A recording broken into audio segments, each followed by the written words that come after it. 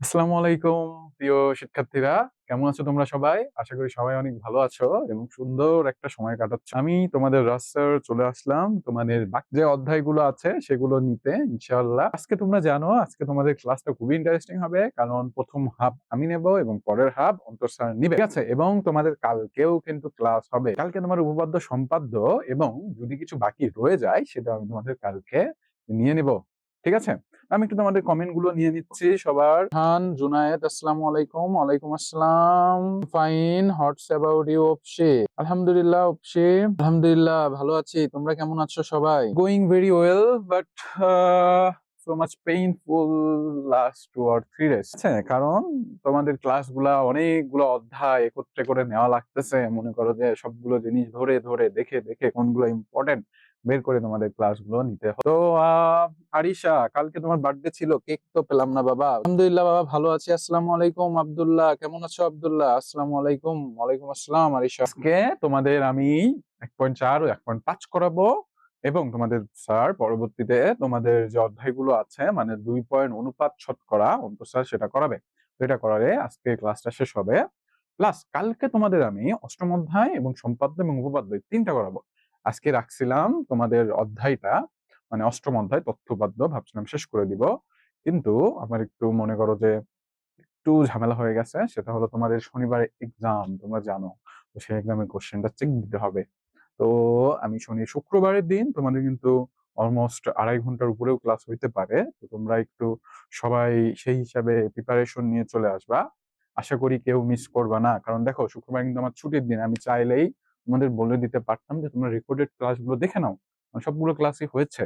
কিন্তু আমি চাইলাম যে শুক্রবারের দিন যেন তোমরা আমার ক্লাসটা লাইভ করতে পারো। তোমাদের যে ইম্পর্টেন্ট গুলো সেগুলো আমি সামনাসামনি তোমাদের শেষ বুঝিয়ে দেই, শনিবার যেহেতু তোমাদের এক্সাম। এবং শনিবারের দিন তোমাদের কোনগুলো ইম্পর্টেন্ট যেগুলো তোমাদের এক্সামে আসবে সেগুলোর একটা হিন্টস আমি তোমাদের দিয়ে দিব। তো যদি এগুলা মিস না করতে চাও তাহলে অবশ্যই অবশ্যই শনিবারের ক্লাসটা শুক্রবারের ক্লাসটা কিন্তু করবা, ঠিক আছে সবাই?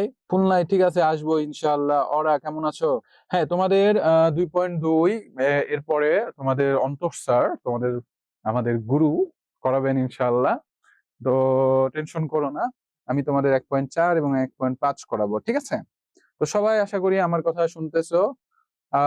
তো চলো আমরা ইনশাআল্লাহ ক্লাসটা শুরু করে দেই নাকি? 6টা 5 বাজে আমরা ক্লাসটা শুরু করে দেই। দেখো, আচ্ছা, কালকে তোমাদের 8 নাম্বার অঙ্ক, একটি পানি ভর্তি বালতির ওজন, এই অঙ্কটাতে আমি বলেছিলাম আজকে আমি করিয়ে দিব। তো এই অঙ্ক থেকে আমি শুরু করতেছি, কারণ এই অঙ্কটা ইম্পর্টেন্ট আছে, এরকম অঙ্ক আসে তোমাদের পরীক্ষার খাতায়। তো দেখো এখানে কি বলেছে বাচ্চারা, তোমরা যদি একটু খেয়াল করো। আর কালকে কিন্তু তোমরা সবাই আসবা, বারবার বলতেছি কালকে কিন্তু তোমরা সবাই আসবা, কারণ আমি যদি এসে দেখি মাত্র 5-6 জন, তাহলে কিন্তু মনে করো ওই 5-6 জনের লাভ হবে, বুঝছো? সবার কিন্তু লাভ হবে না। ফারহান, হ্যাঁ ক্লাস শুরু করে দেই, ঠিক আছে? তোমরা সবাই আমার কথায় ক্লিয়ার তো, বুঝতে পেরেছো তো? ঠিক আছে, কালকে তোমাদের ক্লাস হবে। কয়টার দিকে ক্লাস হবে? 6টার দিকে ক্লাস হবে, ঠিক আছে? 6টার দিকে ক্লাস হবে। তো সবাই মনোযোগ সহকারে কালকে চলে আসবা। তো চলো আমরা ইনশাল্লাহ শুরু করে দেই ক্লাসটা। দেখো, প্রথমের দিকে দেখো কি বলেছে। আমি 8 নাম্বার অঙ্ক দিয়ে শুরু করব। একটি পানি ভর্তি বালতির ওজন 16 সমস্ত 2/1 কেজি, ঠিক আছে? 2/1 কেজি। বালতির 1/4 অংশ পানি ভর্তি থাকলে তার ওজন হয় 5 সমস্ত 4/1 কেজি। হয়, খালি বালতির ওজন কত? কিছু কি বুঝলা? আমিও বুঝলাম না, চলো একসাথে বুঝি এখন। দেখো বলেছে যেটা, ধরো এটা একটা বালতি, ঠিক আছে? এই বালতিটা পানি ভর্তির ওজন মানে এই বালতি সহ, মানে বালতির তো একটা ওজন আছে তাই না? বালতির ভিতরে যখন পানি থাকে তখন কি থাকে সেখানে? বালতির ওজন থাকে এবং বালতি সহ পানির ওজন থাকে, তাই না? এই দুইটা ওজন থাকে। তাহলে এই সম্পূর্ণটুকুর ওজন আছে, ঠিক আছে? এখানে সম্পূর্ণটুকুর বালতি সহ পানির ওজন হলো আমাদের কত? 16 সমস্ত 2/1 কেজি। 16 সমস্ত 2/1 কেজি, তাই না? এটা আমাদের দেওয়া আছে আর কি। এবং বলেছে বালতির 4/1 অংশ পানি ভর্তি থাকলে, মানে এই বালতিটায় যদি এটা 4টা ভাগ করলা, ভাগ করলে এর একটা অংশের ওজন হলো আমাদের 5 সমস্ত 4/1 কেজি। 5 সমস্ত 4 বাই কয় কেজি? 1 কেজি। ঠিক আছে? তোমাদের কোশ্চেন গুলো যা থাকে আমি অঙ্কগণনের মাঝে মাঝে নিব। তো চিন্তা করো না, 5 সমস্ত 4/1 কেজি। তো এখন কথা বলেছে যে খালি বালতির ওজন নির্ণয় করো। তার মানে কি, এই যে বালতি আছে এখানে পানি সহ, মানে পানি ব্যতীত আমাদের ওজনটা চেয়েছে। পানি ব্যতীত কি চেয়েছে? ওজনটা চেয়েছে। মানে বালতির ওজন চেয়েছে, শুধু কার ওজন? বালতির ওজন চেয়েছে। কথা কি ক্লিয়ার? এ পর্যন্ত কি সবাই বুঝতে পেরেছো? আমাকে একটু জানাও। সবাই কি এই পর্যন্ত বুঝে? সবাই আসবা কালকে, বুঝছো? কেউ মিস করবা না অবশ্যই। সবাই বুঝতে পেরেছো কোশ্চেনটা, যে কিসের ওজন চেয়েছে? বালতির ওজন চেয়েছে। তো চলো আমরা দেখি যে কত ওজন হয়। ঠিক আছে, দেখো তাহলে আমরা এখানে দেখতেছো এটা একটা মিশ্র ভগ্নাংশ। এখন মিশ্র ভগ্নাংশ থাকলে আমরা জানি সেটাকে অপ্রকৃত ভগ্নাংশ আমাদের কি করতে হয়? নিয়ে যেতে হয়। তাহলে আমরা অপ্রকৃত ভগ্নাংশ নিয়ে যাই। চলো, যে প্রশ্ন মতে আমরা দেই, প্রশ্ন মতে আমরা দিলাম, কি দিলাম বাচ্চারা? প্রশ্ন মতে আমাদের আছে 16/2 কেজি, তাই না? এটা আমাদের দেওয়া আছে। তো এটাকে আমরা মিশ্র করি, মানে মিশ্র থেকে অপ্রকৃত ভগ্নাংশ করি, কত হয়? 30/2 কেজি। ঠিক আছে, আচ্ছা কোশ্চেন কি ঠিক তোলা আছে? আমাকে একটু জানিও তো, কোশ্চেন কি ঠিক তোলা আছে সবাই? তো আমাদের কোশ্চেন ঠিক আছে। তারপরে দেখো আমাদের 5, আচ্ছা এটাকে আমরা কি করব? এটা আমাদের মিশ্র ভগ্নাংশ আছে, এটাকে আমরা অপ্রকৃত ভগ্নাংশে নিয়ে যাব, তাই না? 4×5 20, 21 /4। মানে মিশ্র ছিল, আমরা অপ্রকৃত ভগ্নাংশে নিয়ে গেলাম, এই আর কি।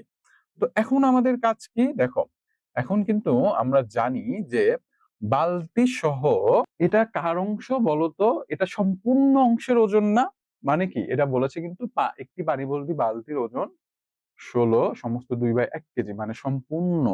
সম্পূর্ণ মানে কি, একটা বালতির। কয়টা বালতির বাচ্চারা? একটা বালতির। তার মানে বালতি সহ এক অংশ পানি ভর্তির ওজন আমাদের 2/33 কেজি, তাই না? তো দেখো এটা আমরা লিখবো, বালতি সহ, বালতি সহ সম্পূর্ণ বা এক অংশ অংশ পানির ওজন, পানির ওজন কত হয় বাচ্চারা? খেয়াল করো, 33/2 কেজি। ঠিক আছে না? আমাদের কি বলেছে এটাকে একটু বুঝো। বালতি সহ মানে কি, বালতি সহ সম্পূর্ণ পানি বা এক অংশ পানি, মানে সম্পূর্ণ বালতি ভর্তি যে পানিটা আছে সেটাই লিখেছি, যে বালতি সহ প্লাস সম্পূর্ণ বা এক অংশ পানির ওজন এত কেজি। ঠিক আছে, তাহলে বালতি সহ বা সম্পূর্ণ, না সম্পূর্ণ তো নাই, আমাদের সম্পূর্ণ নাই, আমাদের কত? এই যে আছে 1/4 অংশ, তাই না? মানে কি, সরি 4 ভাগের, এই কই গেল, এই যে বালতির 4/1 অংশ পানির ওজন আমাদের কিন্তু দেওয়া আছে।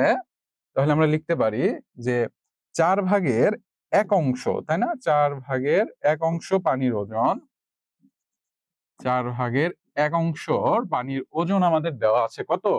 21/4, তাই না? কেজি, মানে 4/21 কেজি। ঠিক আছে, তো এই পর্যন্ত কি তোমরা কি বুঝতে পেরেছো নাকি? আমাকে একটু বলো। আমি তোমাদের আরেকবার একটু রিক্যাপ করে দিচ্ছি। দেখো আমি কি বলেছি, তোমরা যদি খেয়াল করো একটু। দেখো এখানে আমাদের বলেছে যে আমাদের বালতির 16 সমস্ত 2/1 অংশের পানির ওজন দেওয়া আছে তোমাদের। ঠিক আছে, মানে সম্পূর্ণ বালতির ওজন দেওয়া আছে 16 সমস্ত 2/1 কেজি। ঠিক আছে, সম্পূর্ণ বালতি মানে পুরো বালতি প্লাস পানির ওজন এটা দেওয়া আছে।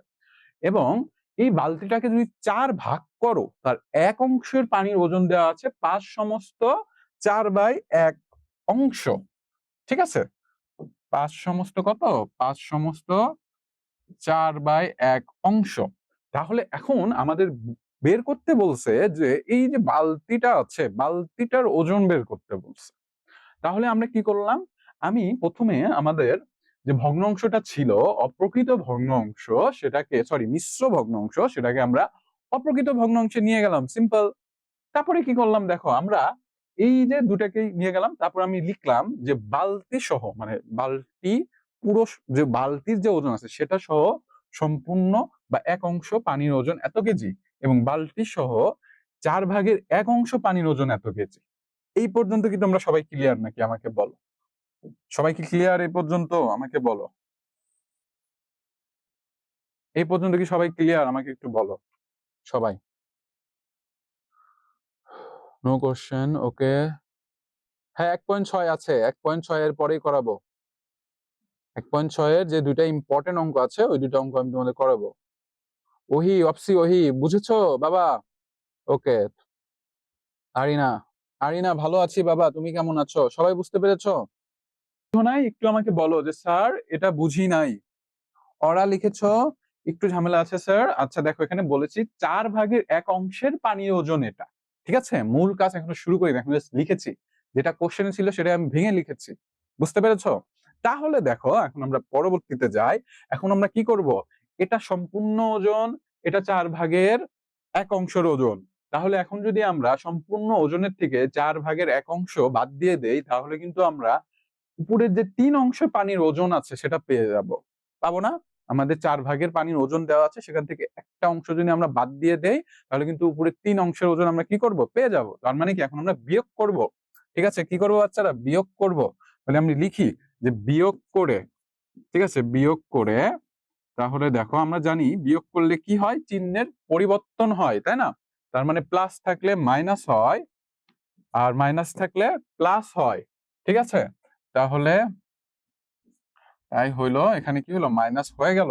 তাহলে দেখো, যেহেতু বালতির ওজনটা কি হয়ে গেল, তাহলে বাদ হয়ে গেল, তাই না? আমরা জানি পজিটিভ আর নেগেটিভ থাকলে সেটা ইকুয়াল টু কি হয়? 0 হয়। তার মানে কি, বালতির ওজন কেটে গেল। তাহলে আমাদের থাকলো কি? আমাদের থাকলো সম্পূর্ণ অংশ থেকে 1/4 পানির ওজন। ঠিক আছে, এই যে এটাই তো থাকলো, তাই না? যে সম্পূর্ণ অংশ থেকে 1/4 বাদ দিলে যেটুকু পানির ওজন থাকে সেটা আমরা বের করব। তাহলে এখানে কি করবো? বিয়োগ করব, স্বাভাবিকভাবেই বিয়োগ করে দিব। 33 divide by 2 minus 21 divide by 4 KG. KG এটা আমি লিখেই দেই, আবার মানে কান্নাকাটি করবো নি স্যার লিখেন নাই, লিখেন নাই। সবাই ক্লিয়ার? এ পর্যন্ত কারো কোনো সমস্যা আছে? বলো, এ পর্যন্ত কি কারো কোনো সমস্যা আছে বাচ্চারা? হ্যাঁ হ্যাঁ, 2.1 2.3 আছে, তোমাদের অন্তর স্যার ওই চ্যাপ্টার নিবে। এই ক্লাস পরে তোমাদের অন্তর স্যার এই চ্যাপ্টার নিবে। হ্যাঁ দেন। আচ্ছা, কোথায় বুঝো নাই বলো? ফারহান একটু বলো যে কোথায় বুঝো নাই, একটু ক্লিয়ার করো যে কোথায় বুঝো নাই বাবা। তাড়াতাড়ি বলো ফারহান, কোথায় বুঝো নাই? যদি বলো সম্পূর্ণটুকু বুঝি নাই, তাহলে ওয়েট করো, আমি আবারও বুঝাবো। ঠিক আছে, আর যদি বলো এই জায়গায় বুঝি নাই, তাহলে সেটা বলো। তাহলে দেখো, আমরা এখন বিয়োগ করি, চলো। তাহলে এখানে আমাদের থাকলো কত? আমরা এখানে লিখে দেই, বা লসাগু নেই 4, তার মানে কত থাকলো? 4 মাইনাস 1, তাই না? আমরা আমরা জানি একের নিচে কিছু নেই, মানে কত আছে? 1 আছে। তো আমরা লসাগু নিলাম, অংশ পানির ওজন কত হবে? আচ্ছা, এখানে আছে 2 ডিভাইড বাই 4, তার মানে 2 আর 4 এর লসাগু কত হয়? 4 হয়, তাই না? তাহলে 2 যায় 4 এর ভিতর কয়বার যায়? আচ্ছা, 2 আর 4 এর লসাগু কত হয় একটু দেখি। 4 ডিভাইড বাই 2, 2 2 2 2 1 1, ঠিক আছে, তাহলে 4ই হয়। ক্লিয়ার করে নিলাম, ক্লিয়ার থাকা ভালো। আচ্ছা, যাই হোক, আমরা 2 আর 4 এর লসাগু নিলাম 4। এখন 2 4 এর ভিতর কয়বার যায়? 2 বার যাবে। তার মানে 33 গুণন 2 কত হবে? 63, মাইনাস 4 4 এর ভিতর কয়বার যাবে? একবার। তাহলে 21 গুণন 21ই হবে, 21 কেজি। এখন দেখো আমাদের তাহলে কত বের হলো? আমাদের 4/3 ওজন কিন্তু পেয়ে গেলাম আমরা। 4/3 পানির ওজন আমরা পেয়ে যাচ্ছি। বের হচ্ছে 66 minus 21 equal to 45। 45 divide by কত হয়? 4 কেজি। ঠিক আছে, এটা আমরা পেয়ে গেলাম। 3/4 ওজনটা আমরা পেয়ে গেলাম। এখন আমাকে বলো এই পর্যন্ত কি সবাই ক্লিয়ার কিনা? জুনায়েদ নিচের লাইন, এই পর্যন্ত কি সবাই ক্লিয়ার কিনা? ফাতেহা নূর, সরল সরল তোমরা করবা, সরল গুলা আমি এটা অধ্যায় করাবো না, বাট 1.6 একটা সরল করাবো, কারণ একটা সরল যা সবগুলা সরল তাই। ঠিক আছে, সরল করলে টাইম কভার দিতে পারবো না বাবা, কারণ সরল অনেক বড় এবং বড় কিন্তু সোজা। বাট আমি একটা সরল করাবো 1.6 এর ফাতেহা নূর, বুঝেছো? ওখানে একটা সরল আছে, ওটা করালে নিয়মটা তোমরা বুঝে নিবা। ইয়েস, সবাই বুঝেছো? আমি আবার রিক্যাপ দিব, সমস্যা নাই। তাহলে দেখো আমার কিন্তু আমরা 4/3 অংশ, মানে 3 অংশের ওজন আমরা পেয়ে গেলাম। 3 অংশের ওজন আমরা পেয়ে গেলাম। এখন আমাদের কি লাগবে? এখন আমি চাচ্ছি যে বালতি যে আছে, বালতির সম্পূর্ণ পানির যে অংশটা আছে সেটা বের করব। সম্পূর্ণ কিসের অংশ? পানির অংশ। সম্পূর্ণ কিসের অংশ? পানির অংশ। এটা কিন্তু শুধু পানির ওজন বের হয়েছে। এটা কিসের ওজন বের হয়েছে? শুধু পানির ওজন বের হয়েছে। তাহলে এখন 4/3 পানির অংশ বের হয়েছে। এখন আমি চাচ্ছি সম্পূর্ণ, সম্পূর্ণ মানে কি পুরো বালতির। তাহলে পুরো বালতির ওজন অবশ্যই কি হবে? বেশি হবে। বেশি হবে না? 3/4-এর 4/3 ওজন যদি এত হয়, 45/4 হয়, তাই না? তাহলে সম্পূর্ণ ওজন কি অবশ্যই বেশি হবে। এবং ভগ্ন অংশের ক্ষেত্রে মনে রাখবা, যখন আমাদের বেশি হবে, মানে বেশি বের করব ভগ্ন অংশের ক্ষেত্রে, তখন আমাদের ভাগ করতে হবে। তখন আমাদের কি করতে হবে? ভাগ করতে হবে। বুঝতে পেরেছো? দেখো জিনিসটা বুঝাই যে আমরা কি করব। আমরা, হাই রে, খেয়াল করো সবাই, সবাই একটু খেয়াল করো। আমরা এখানে সম্পূর্ণ, মানে একটা বালতির সম্পূর্ণ পানির ওজন, শুধু পানির ওজন বের করতেছি। ঠিক আছে, এটা হচ্ছে এক, এক মানে কি সম্পূর্ণ, এক অংশ মানে পুরোটুকু। ঠিক আছে, এক অংশ পুরোটুকু। ঠিক আছে, এক অংশ পানির ওজন হবে আমাদের কি, এই যে ওজনটা আছে এটাকে যদি আমরা আমাদের এই যে 4/3 অংশ দ্বারা ভাগ দেই, 4/3 অংশ দ্বারা ভাগ দেই, তাহলে কিন্তু আমাদের সম্পূর্ণ পানির ওজন বের হয়ে আসবে। সম্পূর্ণ কি হয়ে যাবে? পানির ওজন বের হয়ে আসবে। দেখো কিভাবে, এটা নিয়ম মনে রাখবা। এই জায়গায় একটু খেয়াল করো সবাই, এই জায়গায় তোমরা অনেকেই প্যাচ খায়া যেতে পারো, একটু খেয়াল করো। এটা আমরা কি করেছি? 4/3 পানির ওজন বের করেছি। 4/3 পানির ওজন বের করেছি, কিন্তু আমাদের লাগবে কি সম্পূর্ণ পানির ওজন। সম্পূর্ণ পানির ওজন কেন লাগবে? কারণ আমাদের দেওয়া আছে বালতি প্লাস সম্পূর্ণ পানির ওজন দেওয়া আছে। তো সেখান থেকে যদি আমরা পানির ওজনটা বের করতে পারি, তাই না? তাহলে পানির ওজন বের করতে পারলেই কি সম্পূর্ণ ওজন থেকে পানির ওজনটা বাদ দিলে আমাদের কি থাকবে? বালতি থাকবে। তাহলে আমরা বালতি পেয়ে যাব, তাই না? এই জন্য আমরা সম্পূর্ণ পানির ওজনটা বের করতে চাচ্ছি। সেজন্য কি করেছি? আমরা 4/3 বের করছি, এবং তারপরে সম্পূর্ণ অংশ মানে এক অংশ পানির ওজন, এবং যখনই এক অংশ তার মানে কি সম্পূর্ণ মানে কি বেশি, আর বেশি থাকলেই কি ভাগ। ঠিক আছে, বেশি থাকলেই কি ভাগ হয়। দেখো তাহলে এটা কিভাবে করবা? তাহলে এই যে 44 আছে, 40/4, ও সরি 45 আছে, আমি 44 লিখেছি, সরি 45 আছে, এখনই তো ভুলটা করতাম। 45/4, এটা আমরা কি করি? আমরা জানি ভাগ থাকলে সেটাকে আমরা গুণন করতে পারি, উল্টিয়ে দিতে পারি।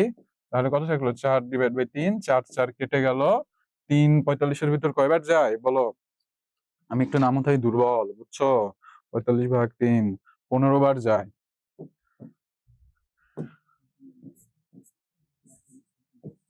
15 কেজি। তার মানে আমরা শুধু শুধু পানির ওজনটা পেয়ে গেলাম। এই পর্যন্ত এখন বলো তোমরা কি সবাই বুঝতে পেরেছো নাকি? আমাকে জানাও। এই বন্ধু সবাই বুঝতে পেরেছো? হ্যাঁ ঠিক করে দিয়েছি বাবা। জি, হ্যাঁ 45 লিখেছি বাবা, লিখেছি। ফাতেহা মিশ্র করব, 45 হবে, 45। দেখো ঠিক করে দিয়েছি বাবা। ইয়েস স্যার, সবাই বুঝেছো তাহলে? ওকে, ভেরি গুড, তোমরা সবাই খুব ভালো বুঝো, মাশাআল্লাহ। ক্লিয়ার দেখা যায় না, তাই তোমার নেট সমস্যা বাবা, এখানে ক্লিয়ার আছে। আব্দুল্লাহ, ইয়েস স্যার, ওকে। আচ্ছা, কোনটা কতর সাথে যোগ হলো? দেখো কোনটা কতর সাথে যোগ হলো বাবা? স্পাইডার সামি, স্পাইডার সামি, তোমার কথা বুঝি নাই বাবা, একটু বলো। স্পাইডার সামি হ্যান্ড রাইজ করো যদি সমস্যা হয়, বুঝছো? আমি তোমাকে আনমিউট করব। আচ্ছা দেখো, তাহলে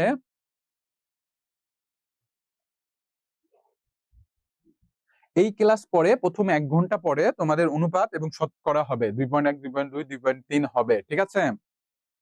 আচ্ছা, তো মাশরাফি, ওকে মাশরাফি, ঠিক আছে। তো দেখো, আমরা পানির ওজন পেয়ে গেলাম, পানির ওজন পেয়ে গেছি, তাহলে আমরা কিন্তু এখন খুব সহজে বালতির ওজন বের করতে পারবো, তাই না? তাহলে বালতির ওজন কত হবে? এটা একদম ইজি। অতএব বালতির ওজন হবে আমাদের, সম্পূর্ণ ওজন থেকে যদি পানির ওজনটা বাদ দেই, সম্পূর্ণ ওজন কত আমাদের? সম্পূর্ণ ওজন হলো আমাদের এই যে 2/33 কেজি। হ্যাঁ রে, একবারে উপরে চলে গেছে রে, কি যে ঝামেলা, দাঁড়াও, একদম উপরে চলে গেছে বাবা, সরি, কই গেল? দেখো কোথায় চলে গেছে, একদম তলে চলে গেছে। আচ্ছা সরি, কই গেলি, কই গেলি? হ্যাঁ, 33/2 কেজি, ঠিক আছে। তাহলে আমরা এখন বাদ দিব, অতএব বালতির ওজন 33/2 মাইনাস 15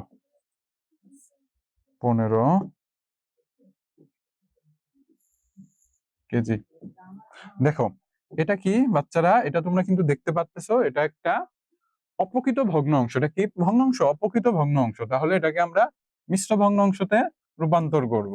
তাহলে কত হবে? 1, 2, 1। তার মানে আমাদের কত থাকবে? আমাদের থাকবে হলো তোমাদের 1/2 কেজি। তার মানে বালতির ওজন এত। এখন বলো, সবাই কি বুঝতে পেরেছো নাকি কারো কোনো সমস্যা আছে? সবাই বলো, সবাই কি বুঝতে পেরেছো? বলো, কারো কি কোনো সমস্যা আছে এই অঙ্কটাতে ঘিরে? এখন তোমাদের কোশ্চেন করো যে স্যার এখানে আমি বুঝি নাই, বা আমাকে বুঝিয়ে দেন। বলো, কার কোথায় সমস্যা আছে আমাকে বলো। কারো কোনো সমস্যা আছে? একটু আমাকে জানাও। জি বুঝেছি Abdullah, yes sir, no question, বাড়ি, no problem, very good. Ohi আছো? আচ্ছা তাহলে সবাই বুঝতে পেরেছো তো? সাবাস। Firoz, I have understood, very good বাবা। স্পাইডার, যোগ কিভাবে? আচ্ছা যোগ, যোগ কোথায় বাবা? যোগ কোথায়? কয় নাম্বার লাইনে বুঝো না, একটু আমাকে বলো। যোগ, এটা বিয়োগ করেছি, যোগ করিনি, বুঝছো? এটা বিয়োগ করেছি, যোগ কোথায় করলাম? যোগ তো করি নাই বাবা কোথাও, বিয়োগ করেছি, ভাগ করেছি, প্রকৃত থেকে অপ্রকৃত করেছি। স্পাইডার, তুমি একটু হ্যান্ড রাইজ করো, তোমাকে আমি আনমিউট করতেছি। অহি, ওকে স্যার আছি। অহি বুঝতে পেরেছো? তোমার অঙ্কে কোনো সমস্যা আছে কি আর? Very good Mashrafe. জুনায়েদ ইসলাম, সমস্যা নেই।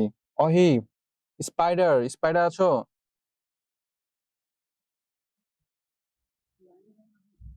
হ্যাঁ কেজিতেই দিব, কারণ আমাদের একক বলেছে কেজি, সমস্যা নাই, ঠিক আছে, অপশে কোনো সমস্যা নাই।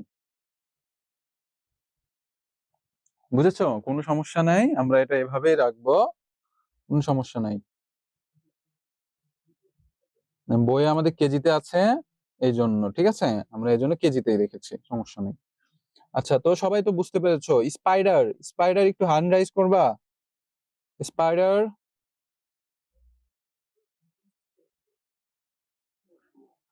ওকে, ঠিক আছে। তো চলো আমরা এখন নেক্সট চ্যাপ্টারে চলে গেলাম। স্পাইডারে বললাম হ্যান্ড রাইজ করতে, করলা না, নো প্রবলেম, ওকে ঠিক আছে।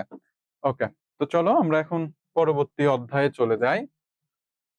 এগুলা তোমরা পারবা আমি জানি, এদের দেখাও যে এত এবং এত গুণফলের এদের গসাগু ও লসাগুর গুণফলের সমান, এই জিনিসটা তোমাদের কালকে দেখাই দিছিলাম, তো পারবা। এগুলো আমি আগে দেখাচ্ছি। আর সরল করো, সরল আমি একটা করাবো, 1.6 করাবো, এবং সরল সবগুলার একই নিয়ম, সেজন্য 1.6 একটা সরল করাবো। এগুলা তোমরা করবা, এগুলা মোটামুটি আমি পারবা তোমরা, আমি জানি। আর এগুলার কিন্তু আমাদের প্রত্যেকটার ক্লাস হয়ে গেছে, তোমরা ওগুলা দেখে নিবা। আমি যেগুলা ইম্পর্টেন্ট আজকে ওইগুলা করাবো, ঠিক আছে? কারণ সবগুলা ধরে ধরে করাইতে গেলে হয় না, ক্লাস কমপ্লিট হয় না, সমস্যা হয়ে যায়। যেহেতু আমাদের সবগুলো অধ্যায় করানো আছে, তার ভেতর যেগুলো ইম্পর্টেন্ট সেগুলো আমি আজকে তোমাদের করাচ্ছি, ঠিক আছে? তো তো টেনশনের কোনো কারণ নাই। ও লিখবা, ঠিক আছে ঠিক আছে, সরি। 6 যাবো এখন, সরল আমি করাবো। দেখো সরল আমি করাবো, একটু ওয়েট। ঠিক আছে, একটু ওয়েট, সরল করাচ্ছি আমি। এটা 1.6 ওটা দেখে নিবা সামি, ঠিক আছে, রেকর্ডেড ক্লাস দেখে নিবা, কারণ সরল অনেক বড়। সেই জন্য আমি একটা করাবো, 1.6 করাবো। তো চলো, আশা করি তোমরা তুলে নিয়েছো ইনশাল্লাহ। কারো তোলার বাদ আছে? কারো তোলার বাদ আছে?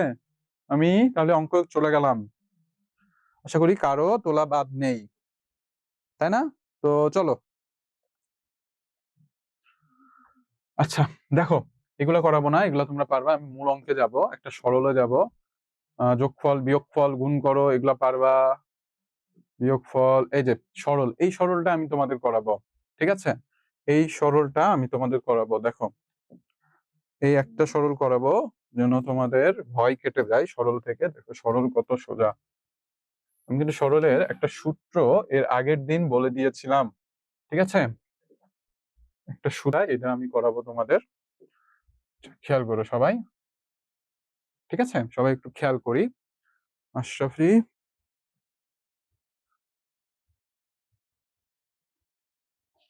হ্যাঁ আসলে সরল অনেক ইজি, তোমাদের বদমাস সূত্র ব্যবহার করবা। ঠিক আছে, বদমাস সূত্র মনে আছে? বিফোর ব্র্যাকেট মানে ফার্স্ট ব্র্যাকেট বদমাস, তাই না? বদমাসের সূত্রটা আমি এর আগের দিন লিখে দিয়েছিলাম, আবার একটু বলে দেই তোমাদের। বদমাস, বদ বদমাস, তাই না? বিফোর কি? বিফোর ব্র্যাকেট মানে সর্বপ্রথম তোমাদের ফার্স্ট ব্র্যাকেটের কাজ করতে হবে। কি bracket? First bracket. O for কি? ও ফর এর। এই যে তোমরা দেখো না, মাঝে মাঝে এরকম থাকে যে আমাদের, এই যে এরকম থাকে যে 2 × 4 + 5, তার মানে কি ব্র্যাকেটের পরে আমাদের এই যে এর আছে, মানে এখানে গুণন আছে, এটার কাজ করতে হবে। ঠিক আছে, তারপরে দেখো ডি ফর কি? D for division. D for কি? ডিভিশন মানে ভাগ। এম ফর কি? M for M for multiplication মানে গুণন, তারপরে গুণনের কাজ করতে হবে। এ ফর কি? এ ফর হলো বিয়োগ, তারপরে বিয়োগ, তারপরে এস ফর কি? যোগ, মানে সাম। ঠিক আছে, এরকম ভাবে মনে রাখবা। বদমাস। ওকে, তো চলো আমরা এই অঙ্কটাতে চলে যাই।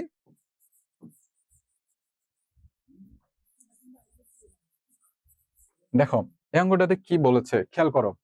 আমাদের এই অঙ্ক আছে, আমরা জানি আমাদের সর্বপ্রথম ফার্স্ট ব্র্যাকেটের কাজ করতে হবে। এখানে ফার্স্ট ব্র্যাকেট কই? এই যে ফার্স্ট ব্র্যাকেট।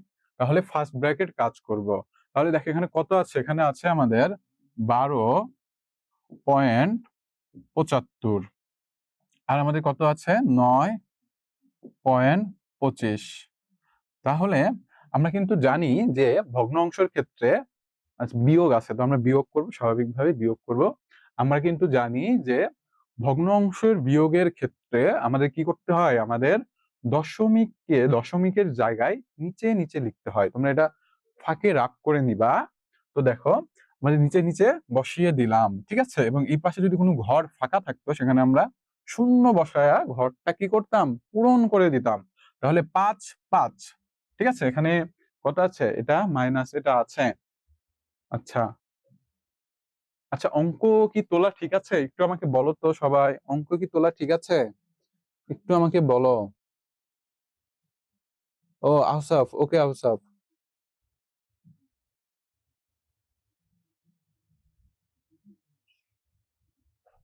থ্যাংক ইউ বাড়ি। ঠিক আছে, ঠিক আছে না? ওকে, ঠিক আছে। জি, ওহি, ওকে, ঠিক আছে। তাহলে দেখো, তাহলে আমরা 5-এর ভিতর থেকে 5 যদি বাদ দেই কত হয়? 0, তাই না? 5-এর ভিতরে 5 বাদ দিলে কত হয়? 0 হয়। 7-এর ভিতর থেকে 2 বাদ দিলে কত যায়? 7-এর ভিতর থেকে 2 বাদ দিয়ে থাকে কত? 5। দশমিকের জায়গায় দশমিক। এখন 2-এর ভেতর থেকে কি 9 বাদ দিতে পারবো? না। তাহলে 2 কে কত ধরবো? 12। তাহলে 12-র ভিতর থেকে 9 বাদ দিয়ে কত থাকে? 10, 11, 12, 3 থাকে। এবং হাতে থাকলো 1, 1 গেল এই 1-এর নিচে, তার মানে 1 1 মিলে গেল 0। তার মানে আমরা পেয়ে গেলাম যে আমাদের এটার বিয়োগফল হবে 3.50। 3 পয়েন্ট কত? 3.50। তাহলে আমরা লিখি, চলো।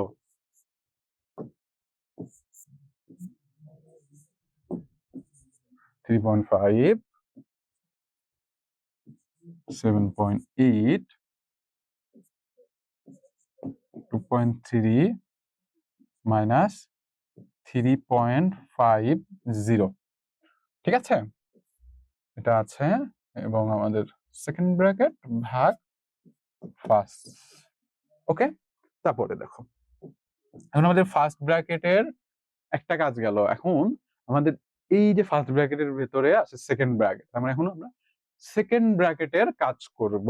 সেকেন্ড ব্র্যাকেটের কি করব? সেকেন্ড ব্র্যাকেটের কাজ করব, ঠিক আছে? তাহলে দেখো আমাদের এই সেকেন্ড ব্র্যাকেটের যে কাজটা করব, তাই না?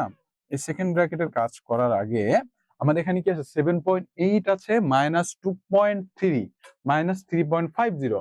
তাহলে আমরা আগে একই চিহ্নের কাজ করে দেই। তার মানে 2.3 আমাদের এবং 3.50 যে যোগ হয় সেটা আমরা করে দেই, ঠিক আছে? তো দেখো আমাদের কিন্তু আছে এরকম,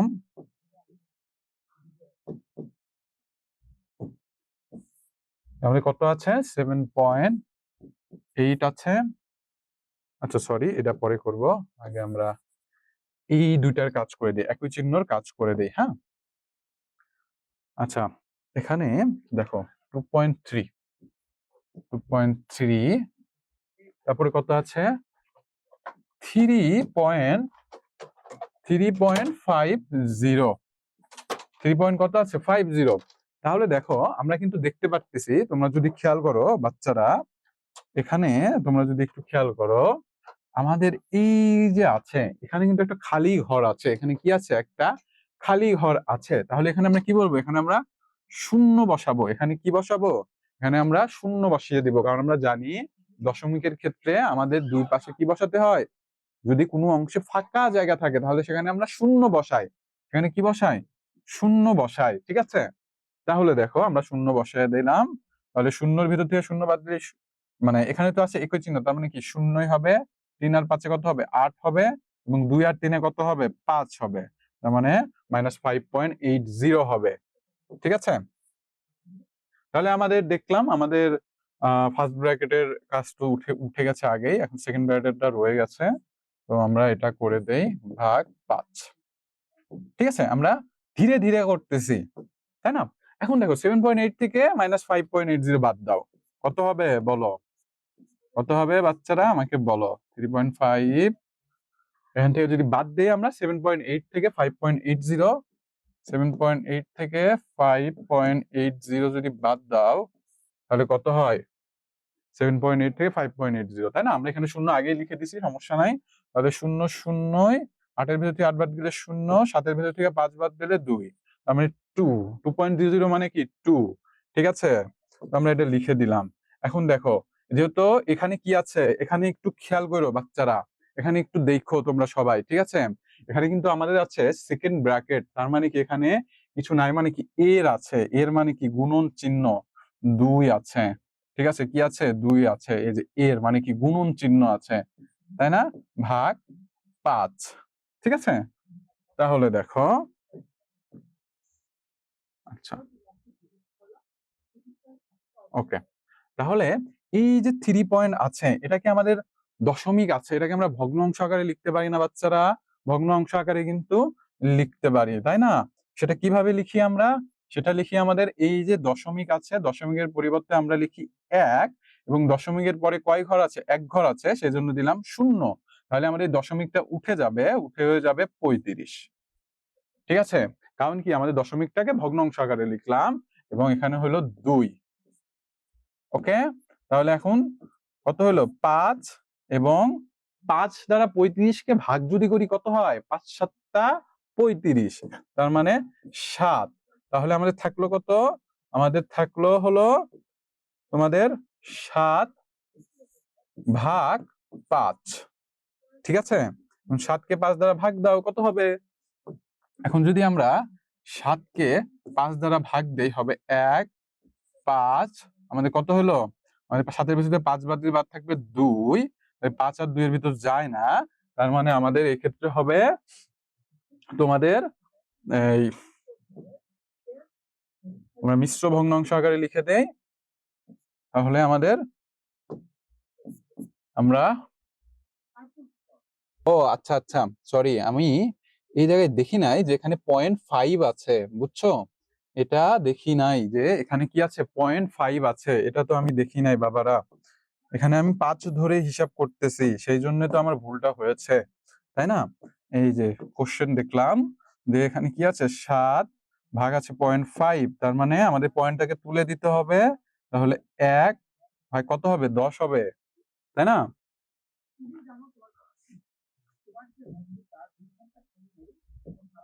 আচ্ছা, তাহলে দেখো জিনিসটা কেমন দাঁড়াচ্ছে। আমি এইটুক থেকে করি, তাহলে বোঝা যাবে ভালোভাবে।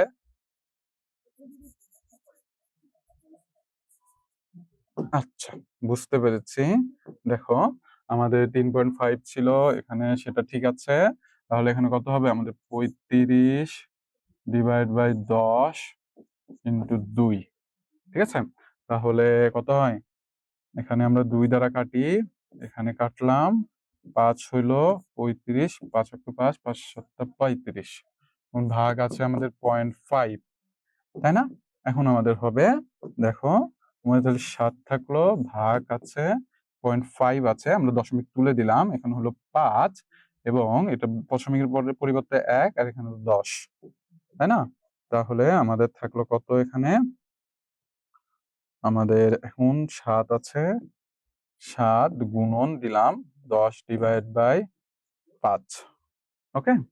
তাহলে আমাদের এখন এখানে কি হবে, এখানে 5 হক্কে 5 আর এই 2, তার মানে 7 হক্কে 7, 7 দুগুণে 14। আশা করি তোমরা বুঝতে পেরেছো। তাহলে 14 আনসার। সবাই কি বুঝতে পেরেছো? ক্লিয়ার সবাই? হ্যাঁ, ঠিক আছে এখন। ওকে, ক্লিয়ার সবার? সবাই ক্লিয়ার? হ্যাঁ, 14 হবে। ছোট্ট আমি পয়েন্টটা ধরছিলাম না, এই জন্য প্যাচটা লেগে গেছিল। এটা 1.6 এর, নো প্রবলেম, ওকে। তাহলে এখান থেকে আমরা আবার বুঝিয়ে দিন। আচ্ছা, আবার বুঝাচ্ছি, দেখো খেয়াল করো সবাই। ওকে, আরেকবার বুঝাচ্ছি, সবাই একটু খেয়াল করো। দেখো, আমাদের এখানে কি আছে বাচ্চারা, ভালোভাবে দেখো। আমরা পয়েন্ট দশমিকের মানে সরলের ক্ষেত্রে যে নিয়মটা ফলো করি, সেটা হলো সর্বপ্রথম আমাদের ফার্স্ট ব্র্যাকেটের কাজ করতে হবে, তারপরে গুণনের কাজ মানে এর কাজ মানে ব্র্যাকেটের সাথে যেটা গুণ থাকে সেটার কাজ করতে হবে, তারপরে কি হবে মাল্টিপ্লিকেশন করতে হবে, তারপরে ভাগ করতে হবে, তারপরে যোগ করতে হবে এবং তারপরে বিয়োগ করতে হবে। এটা আমাদের নিয়ম, বদমাস, সূত্রটা মনে রাখবা তোমরা। তাহলে দেখো, এখানে সর্বপ্রথম ফার্স্ট ব্র্যাকেটের কাজ করেছি আমরা, এই যে আমাদের ফার্স্ট ব্র্যাকেট, তাই না? তার মানে 12.75 থেকে আমরা 9.25 বাদ দিয়েছি। 12.75 থেকে কি করেছি, 9.25টা বাদ দিয়েছি। তাহলে আমাদের কি থেকেছে, -2.30 বিয়োগ -3.50। এখন আমরা দশমিকের যোগ বিয়োগ থেকে জানি আমাদের কোনো খালি ঘর রাখা যাবে না। আমাদের যদি কোনো খালি ঘর থাকে পয়েন্টের ডান পাশে, তাহলে সেখানে আমাদের কি করতে হবে, শূন্য বসাতে হয়। সেখানে কি করতে হয়, শূন্য বসাতে হয়। তো যেহেতু মাশাআল্লাহ এখানে কোনো খালি ঘর নাই, তাই আমাদের শূন্য বসাতে হয় নাই, সেজন্য আমরা সরাসরি করতে পেরেছি, তাই না? কিন্তু যদি থাকতো খালি ঘর, আমরা শূন্য বসায় দিতাম। তো আমরা এখান থেকে বিয়োগ করে এটা পেলাম। তারপরে আমরা কি করেছি দেখো, তারপরে আমি এই দুইটার কাজ করেছি, মানে একই চিহ্ন আছে সেজন্য এই দুইটার কাজ আগে করে ফেলেছি, তাই না? আমাদের তো ব্র্যাকেটের কাজটা শেষ করতে হবে। তাহলে এখানে বিয়োগ চিহ্ন, এখানে বিয়োগ চিহ্ন, আমরা জানি একই চিহ্ন থাকলে যোগ করতে হয়, সেজন্য আমরা যোগ করে 5.80 পেয়েছি, সেটা আমরা লিখেছি। তারপরে 7.8 থেকে 5.80 একই নিয়মে বাদ দিয়েছি। এই যে দেখো, এখানে কিন্তু আমরা যদি দেখো 7.8 ছিল, এখানে কত ছিল, 7.8 ছিল। আমরা এখানে ফাঁকা ঘর ছিল, কিন্তু আমরা জানি পয়েন্টের ক্ষেত্রে বা দশমিকের ক্ষেত্রে আমরা খালি ঘর রাখতে পারবো না, সেখানে শূন্য বসাইতে হবে, সেজন্য আমরা এখানে শূন্য বসিয়েছি, ঠিক আছে? তো এটা দ্বারা আমরা এই অঙ্কটা শেষ করলাম, মানে এই পর্যন্ত। তারপরে আমরা কি করলাম, বিয়োগ করে আমরা দেখলাম 3.5 ইন্টু 2, এবং এখানে রয়েছে 0.5, এখানে কিন্তু রয়েছে কি 0.5, 0.5, ঠিক আছে? তাহলে দেখো 3.5 ইন্টু 2 আছে, তাহলে 3.5 দশমিক আছে, এটাকে আমরা ভগ্নাংশ আকারে লিখবো কাটাকাটির সুবিধার্থে। তাহলে 3.5 কে আমরা জানি যে 3.5 যদি থাকে আমাদের, একটু অন্য কালি দিয়ে লিখি, দেখো জিনিসটা বুঝো, আমি জানি অনেকেই এই জিনিসগুলা বুঝো না। 3.5 আছে, তো আমি যদি দশমিক তুলে দিতে চাই, তাহলে দশমিকের পরিবর্তে লিখি আমি কি 1, এবং দশমিকের পরে কয় ঘর আছে, এক ঘর, সেজন্য একটা শূন্য। যদি 2 ঘর থাকতো 2টা শূন্য, 3 ঘর থাকলে 3টা শূন্য, 4 ঘর থাকলে 4টা শূন্য, এভাবে লিখতাম। তাহলে আমাদের দশমিক তুলে গেল, হইলো কি 35। আমরা লিখলাম 35 ডিভাইড বাই 10, কাটাকাটি করলাম, 2 দ্বারা 10 কে কাটলাম, কত হলো, 5 হলো, এবং 5 দ্বারা 35 কে কাটলাম, কত হলো, 7 হলো। তাহলে দেখলাম 7 7 বের হলো, 7 ভাগ রইলো আমাদের 0.5। সেম কাজ আমরা 0.5 এর জায়গায়ও করলাম। আমাদের 0.5 আছে, 0.5 কে আমি কি করলাম, আমি দশমিকে রূপান্তর করবো, মানে সরি ভগ্নাংশে রূপান্তর করব। তাহলে পয়েন্টের পরিবর্তে লিখলাম 1 এবং 5-এর পরিবর্তে লিখলাম 0 এবং এখানে দিলাম 5। ঠিক আছে, তাহলে দেখো এই পর্যন্ত হয়ে গেল আমার। এখন আমি ভাগ ছিল, আমরা জানি যদি কোনো চিহ্ন ভাগ থাকে ভগ্নাংশর গুণনের ক্ষেত্রে তাহলে সেটাকে আমরা উল্টিয়ে দেই। উল্টিয়ে দিলে 10 গেল উপরে, 5 আসলো নিচে। 5 দ্বারা 10কে আমরা কি করে দিলাম, কাটাকাটি করে দিলাম। 5 ছক্কে 5, 5 দুগুণে 10, তার মানে 7 দুগুণে 14। শেষ। সবাই ক্লিয়ার কিনা বলো, সবাই বুঝতে পেরেছো? ব্রেক হবে আমার ক্লাস পরে, তোমাদের অন্তঃস্যার আসবে তখন তোমাদের ব্রেক দিবে। ঠিক আছে, এ পর্যন্ত ক্লিয়ার সবাই? বুঝতে পারছি, ভেরি গুড। তাহলে আমরা কিন্তু সরলটা দেখো, সরল সবগুলো তোমরা একই নিয়মে করবা, যত বড়ই হোক এই নিয়মগুলা মেনে রাখবা। বদমাস, সরলের ক্ষেত্রে তোমরা বদমাস হবা, বুঝছো?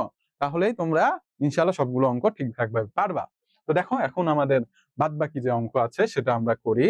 তো দেখো মোটামুটি তোমরা এই অঙ্কগুলো পারবা, এই অঙ্কগুলো খুবই সোজা। দেখো তোমাদের লিখেছে তোমার নিকট 50 টাকা ছিল, সে তার ছোট ভাইকে 15.50 টাকা এবং তার বন্ধুকে এত টাকা দিল, তার নিকট কত টাকা রইলো। তার মানে কি আমাদের এটা এবং এটা যোগ করে এখান থেকে বিয়োগ দিলেই তার নিকট টাকাটা আমরা পেয়ে যাব।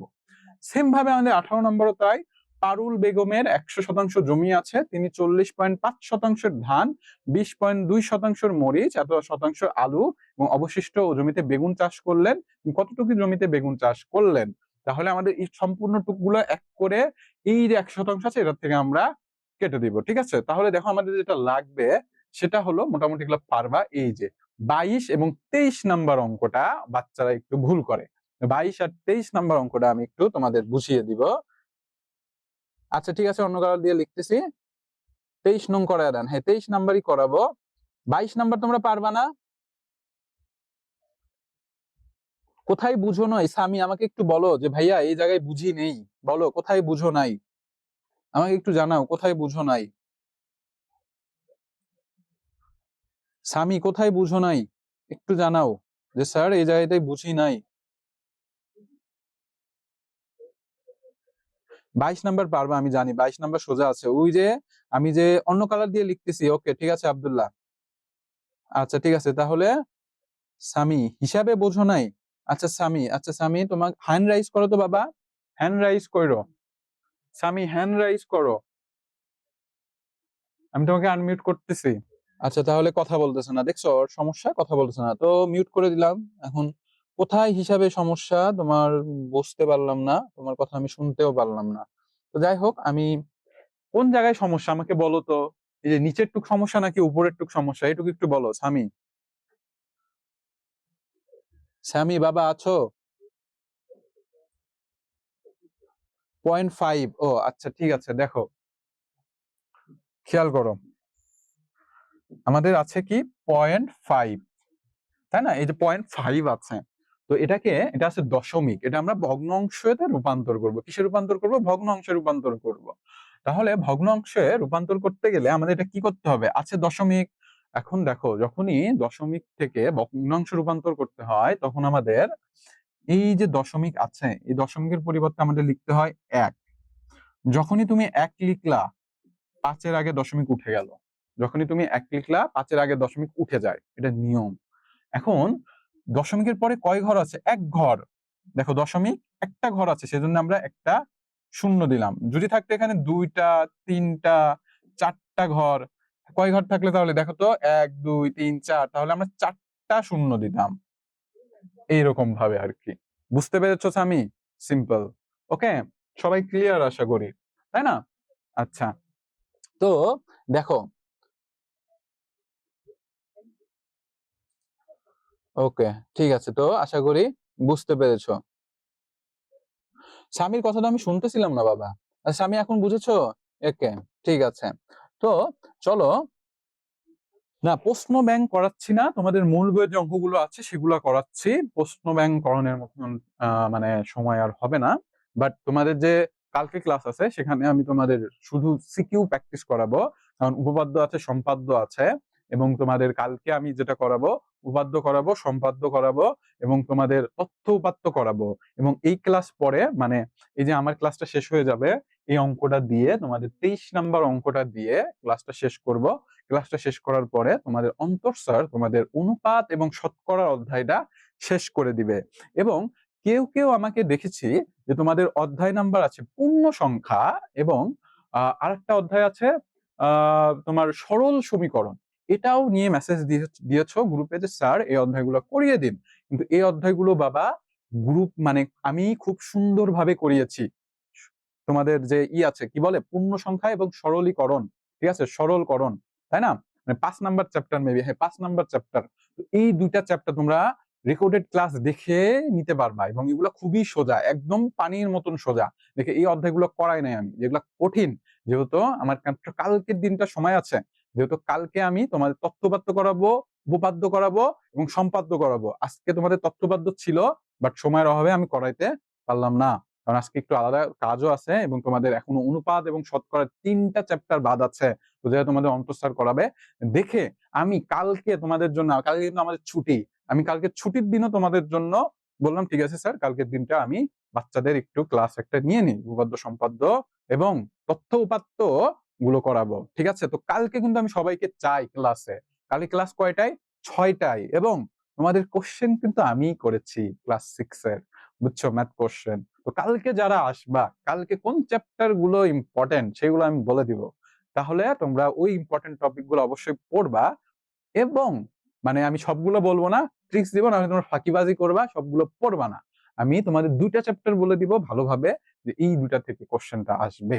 বাদ বাকি তোমরা সবাই নিজের থেকে ভালোভাবে প্র্যাকটিস করবা, যেন তোমরা সবগুলো পরীক্ষার আগে বেশি বেশি প্র্যাকটিস করো।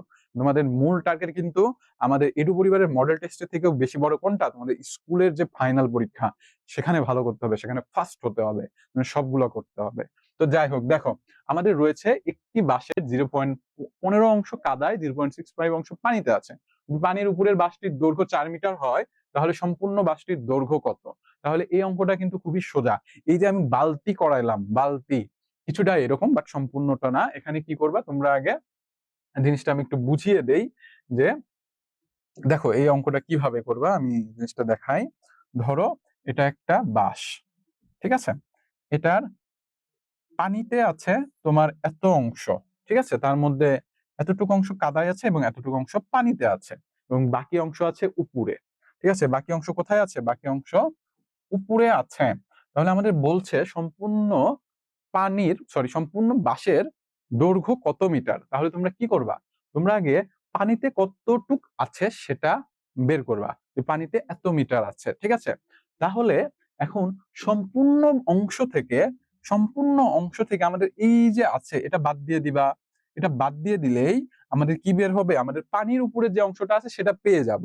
তার মানে আমরা বুঝতে পারবো যে আমাদের পানিতে আছে এত অংশ, তাই না? কত অংশ? এত মিটার পানিতে আছে, পানির উপরে আছে। তাহলে তোমাদের বাদ বাকি কাজটা খুবই সহজ হয়ে যাবে। ওই যে সম্পূর্ণ দৈর্ঘ্যটা নির্ণয় করবা কিভাবে? যে সম্পূর্ণ ইকুয়াল টু কি ভাগ করে দিবা। আশা করি তোমরা এই বাঁশের অঙ্কটা পারবা। এই অঙ্ক নিয়ে কি কারো কোনো সমস্যা আছে বলো? যদি থাকে আমি করে দিব। এই অঙ্ক নিয়ে কি কারো কোনো সমস্যা আছে? Live MCQ? আচ্ছা কালকে আমি তোমাদের এমসিকিউ রাখবো যার, হ্যাঁ 24 না, আমি তোমাদের 23 করাবো, 24 নাম্বারটা হোমওয়ার্ক দিব। আর 23 করাবো, 24 তোমাদের হোমওয়ার্ক থাকবে। 23 নাম্বারটা করাবো। 23 নাম্বারটা অনেক বড়, এখানে অনেকে ভুল করে। 23টা করাবো, ঠিক আছে। হ্যাঁ কালকে ক্লাস আছে, হ্যাঁ কালকে ক্লাস আছে। মাশরাফি হাহা কেন দিচ্ছ?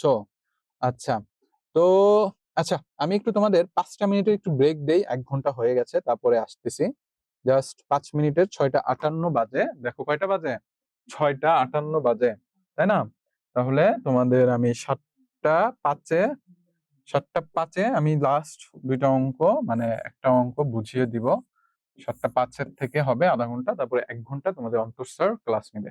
ওকে, তো 5 মিনিটের একটা ব্রেক দিলাম। তো সবাই একটু পানি টানি খেয়ে নাও, 1 ঘন্টা ক্লাস হয়ে গেছে। ইনশাল্লাহ আমি 23 করাবো, 23 পারলে 24ও পারবা, মানে 23-এর যদি ভালোভাবে বুঝো 24ও পারবা, তো প্যারা নাই, বুঝছো? চেষ্টা করবা, তারপরে আমি করাইয়া দিব। এখন যে পারবা না কিছু তো করার নাই, বাট যে মিস করবা সে তো মিস করলা। যাই হোক, তো আমি ব্রেক দিলাম বাবা। তো সবাই একটু দেখো, পানি টানি খেয়ে নাও, 5 মিনিট পরে তোমাদের ক্লাসটা আমি এবার শুরু করতেছি। ওকে, তো আল্লাহ হাফেজ, চলো আমরা শুরু করি। তো দেখো, আমি যেটা বুঝাচ্ছিলাম তোমাদের, এই যে বাঁশ, একটা বাঁশের ধরো এরকম আছে, ব্যাপারটা বুঝো, বাঁশের অঙ্কটা দিয়েই শুরু করি। যে ধরো এটা একটা বাঁশ, আমাদের বলেছে এখানে কি বোঝানো যাবে? হ্যাঁ, এখানেই বোঝানো যাবে, এখানেই বুঝিয়ে দেই। ওকে, এখানে বুঝিয়ে দেই। ধরো এটা একটা বাঁশ আছে, এটা একটা বাঁশ, ঠিক আছে, এটা একটা বাঁশ আছে। তো এই বাঁশের আমাদের বলেছে বাঁশের 0.5 অংশ কাদায় এবং 0.65 অংশ পানিতে আছে। মানে বাঁশের এত 0.15 অংশ বা 0.15 অংশ বা 0.15 অংশ পানিতে আছে এবং 0.65 অংশ কাদায় আছে, ঠিক আছে, কাদাতে আছে। তো আমাদের বলেছে বাসটির দৈর্ঘ্য 4 মিটার হয়, তাহলে সম্পূর্ণ বাসটির, মানে যদি পানির উপরের বাসটির দৈর্ঘ্যের, মানে এই যে পানির উপরে বাসটির দৈর্ঘ্য দেওয়া আছে 4 মিটার, তাহলে আমাদের বলেছে সম্পূর্ণ বাসটির দৈর্ঘ্য কত, এটা আমাদের বের করতে বলছে। তাহলে এখন আমার তোমাদের কাছে কোশ্চেনটা হলো, দেখো আমাদের কিন্তু এখানে চেয়েছে আসলে এই যে 4 মিটারের অংশ, আসলে এখানে 4 মিটার যেটা পানির উপরে আছে সেটা কতটুকু অংশ উপরে আছে, সেই অংশটা যদি আমরা বের করতে পারি তাহলে কিন্তু আমরা সম্পূর্ণ বাঁশের দৈর্ঘ্য পেয়ে যাব, তাই না? আমরা সম্পূর্ণ বাঁশের দৈর্ঘ্য পেয়ে যাব। সেটা কিভাবে পাবো? দেখো, আমাদের প্রথমে এই দুইটা আমরা যোগ করে দিব, ঠিক আছে, এই দুইটা আমরা যোগ করে দিলাম, এই দুইটা যোগ করব, যোগ করলে আমরা পানির নিচের অংশটা পাইলাম, ঠিক আছে। এখন আমরা আবার কি করব, আমরা সম্পূর্ণ অংশ থেকে যদি, সম্পূর্ণ মানে কি এক অংশ, সম্পূর্ণ মানে কি বাচ্চারা এক অংশ থেকে যদি এই 0.15 এবং 0.65 যোগ করলে যেটা হয়, ফর এক্সাম্পল আমাদের যোগ করলে 4 হইলো, ধরে নাও, ধরে নিলাম এটা হইলো ফর এক্সাম্পল, যাই হয়েছে 4 হয়েছে। তো এখন যদি আমরা এক অংশ থেকে 4টা কি করি, 4টা মনে করো যে বাদ দেই, তাই না, তাহলে কিন্তু আমরা এই যে পানির উপরের অংশটা পেয়ে যাব, পানির উপরের, সরি পানির, হ্যাঁ পানির উপরের অংশ পেয়ে যাব, ঠিক কিনা বলো তোমরা? পানির উপরের অংশ পাবো না? একটু আমাকে জানাও। এই পর্যন্ত কি সবাই বুঝতে পেরেছো? আমাকে একটু জানাও। জি, আচ্ছা, আমি তোমাদের আগে পুরোটুকু বুঝিয়ে দিই। দেখো, 22 নাম্বার করে দিব, 22ও করে দিতে হবে, 22 করলে তো 23 করতে পারবো না, কারণ সময় থাকবে না। আচ্ছা, তাও বলতেছো করে দিতে, আচ্ছা ঠিক আছে। দেখো 22 আর 23 কিছুটা একই নিয়মের, খালি একটু বড় একটু ছোট, তাই দেখো, আচ্ছা আমি করেই দিই, করে দিব কি? 22 নাম্বার পারবা না তোমরা? বলো তো। ওকে, ঠিক আছে, তাই 22 আর করাইলাম না, সবাই লেখছে পারবো, ঠিক আছে, তাহলে 22 আর করালাম না, মোটামুটি সবাই পারবে, আমি 23-এ চলে গেলাম, ঠিক আছে। হ্যাঁ, 22 নাম্বার হোমওয়ার্ক থাকলো, 22 নাম্বার হোমওয়ার্ক থাকলো, ঠিক আছে, হ্যাঁ 23 করাবো। ইয়া, দেখো সবাই বলেছে পারবা, তার মানে আমরা এই যে উপরের অংশটা বের করব, বের করলে কারে, মানে যখন এই সম্পূর্ণ থেকে এক অংশ থেকে এটা বাদ দিয়ে দিব, মিটারটা বাদ দিয়ে দিলাম, তাহলে উপরের অংশ পেয়ে গেলাম। তার মানে তখন আমরা বুঝতে পারলাম যে আমাদের এই যে তোমাদের কত থাকলো, 4 মিটার হয়, তার মানে আমাদের বুঝতে পারবো, ধরো এখানে যেটুক ভালো, ধরো এখানে বের হলো 2/3 অংশ, 3/2 অংশ, তার মানে আমরা দেখতে পারবো 3/2 অংশর, যদি দেখো এটা এরকম হবে কিছুটা আর কি, মানে 3/2 অংশের দৈর্ঘ্য 4 মিটার, তাহলে আমাদের সম্পূর্ণ চেয়েছে, ওই যে বালতির অঙ্ক করাইলাম, তাহলে এক অংশের দৈর্ঘ্য কত হবে, 4 ভাগ আমাদের হবে 3/2, শেষ। তার মানে ভাগ থাকলে গুণন করে দিলে আমাদের অঙ্কটা হয়ে যাবে। এই পর্যন্তই, ঠিক আছে। তাহলে এখন আমরা যে তোমাদের সবচেয়ে বড় অঙ্ক, একটু ভয় ভয় লাগে, সেটা নিয়ে আসি। দেখো, এখানে এই অঙ্কটা করে দিলেই আমাদের মোটামুটি এই অধ্যায় কভার, ঠিক আছে। আচ্ছা, দেখো এখন 23 নাম্বার, ঠিক আছে, 23 নাম্বারটা খেয়াল করো।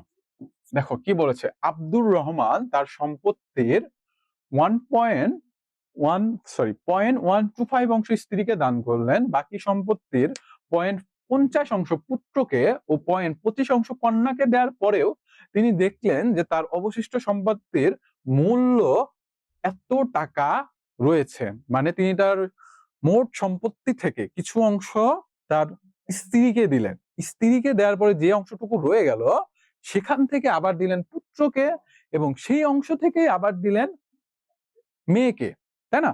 তো এত কিছু দেওয়ার পরেও তার এটা রয়ে গেল, তাহলে তার আব্দুর রহমান সম্পত্তির মোট মূল্য কত, এটা আমরা করব।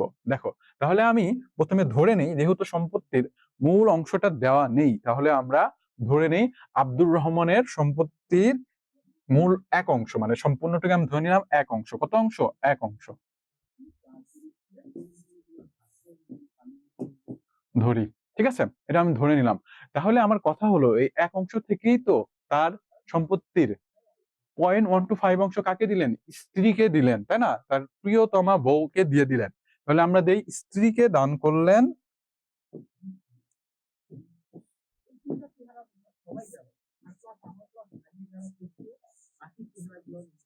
স্ত্রীকে দিলেন কত দিলেন? এই যে এক অংশ আছে এর কতটুক দিলেন?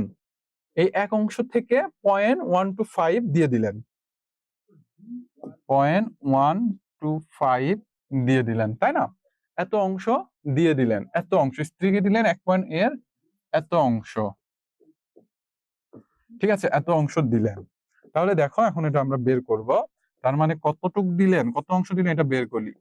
এখন আছে কি দশমিক আছে, দশমিক থাকলে আমরা উঠে দেই, ভগ্নাংশ আকারে নিয়ে আসি, তার মানে এক। এখন দশমিক পরে কতগুলো আছে? তিনটা সংখ্যা আছে, তার মানে তিনটা শূন্য, ঠিক আছে। এবং আশা করি বুঝতে পেরেছো। তাহলে যেহেতু দশমিকের পরিবর্তে এক লিখেছি, তাহলে দশমিক উঠে যাবে, আমাদের থাকলো 125 অংশ। তাহলে দেখো এখন কি হবে, আমাদের এখন কাটাকাটি করলে 125 এর ভিতর 125 যায় একবার, এবং 1000 এর ভিতর কয়বার যায়? 125 দ্বারা 1000 এর ভিতর মেবি কতবার যায় বলো? 4বার যাওয়ার কথা, 8বার যায়, সরি, কতবার গেল? 8বার গেল। তার মানে আমরা বুঝলাম যে তার একবার তার মোট সম্পত্তির 8 ভাগের 1 অংশ তার স্ত্রীকে দিয়ে দিলেন, ঠিক আছে। এখানে আমি কি করলাম? কিছুই না, জাস্ট লিখে দিলাম যে তার মোট সম্পত্তি আমি ধরে নিয়েছি, যেহেতু আমাদের সম্পত্তির পরিমাণটা দেওয়া নেই, মোট সম্পত্তির থেকে এর মোট সম্পত্তির 0.125 অংশ আমি আমার স্ত্রীকে দিয়ে দিলাম। তাহলে সেটা আমি বের করেছি, গুণন, এর মানে কি গুণন 0.125 আছে, 125 কে আমি কি করেছি, মানে 0.125 কে আমি ভগ্নাংশ আকারে লিখেছি, আর ভগ্নাংশ আকারে লেখার নিয়ম হলো দশমিক তুলে দিতে হবে, তুলে দিয়ে 1000 লিখেছি। তো আশা করি এই পর্যন্ত তোমরা ক্লিয়ার। এই পর্যন্ত কারো কোনো সমস্যা আছে? বলো আমাকে, এই পর্যন্ত কি কারো কোনো সমস্যা আছে? সবাই বুঝতে পেরেছো না? সবাই বুঝেছো না বাচ্চারা? সবাই কি বুঝেছো? কারো কোনো সমস্যা আছে? আশা করি এই পর্যন্ত কারো কোনো সমস্যা নেই, তাই না? এটুকু ইজি। তাহলে দেখো, এখন তার স্ত্রীকে তো এত অংশ দিলেন, এখন তার স্ত্রীকে দেওয়ার পরে তার কতটুকু সম্পত্তি রয়ে গেল সেটা আমাদের বের করতে হবে। এবং এক অংশ থেকে যদি এইটা বাদ দিয়ে দেই, তাহলে কিন্তু আমরা তার অবশিষ্ট সম্পত্তিটা পেয়ে গেলাম, যে তার এই অংশটুকু কি আছে, অবশিষ্ট রয়েছে, তাই না? এ পর্যন্ত কি সবাই ক্লিয়ার? একটু জানাও। Mashrafi, no problem. ওয়াহি, ওয়াহি বুঝলাম না বাবা তোমার কথা। ও লিখবা, ঠিক আছে, সরি, ওকে, লিখো নাও, ঠিক আছে। তাহলে আমি একটু লিখে নেই যে তার অবশিষ্ট সম্পত্তি রইল, অবশিষ্ট কতটুকু থাকবে বাচ্চা? অবশিষ্ট থাকবে আমাদের,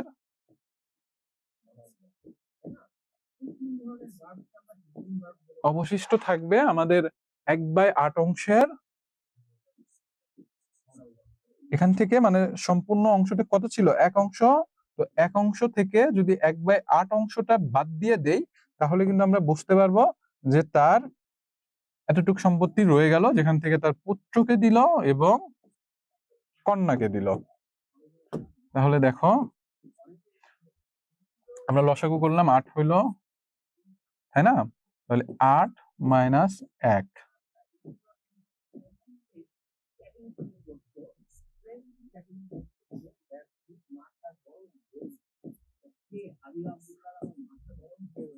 মানে 7/8 অংশ তার অবশিষ্ট রয়ে গেল। ঠিক আছে? এখন এই 7/8 অংশ থেকে কিন্তু তিনি তার পুত্রকে দিয়েছেন এবং তার কন্যাকে দিয়েছেন। তাহলে আমরা এখন সেটা বের করব যে তার পুত্রকে কতটুকু দিল এবং কন্যাকে কতটুকু দিল।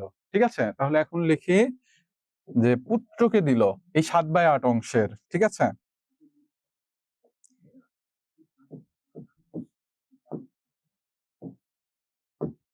আচ্ছা। তো পুত্রকে দিল তোমরা একটু ভালোভাবে লিখবে যে পুত্রকে সম্পত্তি দিল। সম্পত্তি দিল কত? এই যে 7/8 অংশের কতটুকু সেটা আমরা দেখি। পুত্রকে দিল, দেখো এই যে পুত্রকে দিয়েছে কত, বাকি সম্পত্তির 0.50 পুত্রকে দিছে 50 পয়েন্ট কত 50, তার মানে স্ত্রীকে দেওয়ার পরে এর থেকে 0.50 দিছে পুত্রকে। ঠিক আছে? তাহলে দেখো আমরা লিখলাম 7/8 এর, বা গুণন চিহ্ন দিতে পারি, আমি গুণনও দিতে পারি, যে পয়েন্ট কত থাকে, এখন 0.50 আছে, এটাকে আমরা ভগ্নাংশ আকারে লিখে দিলাম, সরাসরি লিখে দিলাম, তোমাদের আর বুঝাইলাম না আমি। 100, তাই না? তাহলে 50 কে 50, 50 দুগুণে আমাদের হয় হলো 100। ঠিক আছে? গুণন করে দিলে আমাদের কত বের হয়? আমাদের বের হয় 7, 8 কে 8 আর দুগুণে 16 অংশ। তার মানে তার বাদ বাকি যে অংশ সম্পত্তি থেকে তার 16/7 অংশ তার পুত্রকে দিল। এই পর্যন্ত কি সবাই ক্লিয়ার নাকি আমাকে বলো? এই পর্যন্ত কি সবাই বুঝতে পেরেছো? আমাকে একটু জানাও। সবাই সবাই একটু জানাও আমাকে, কি এই পর্যন্ত বুঝতে পেরেছো নাকি? সবাই কি বুঝেছো এই পর্যন্ত? কৃষ্ণা,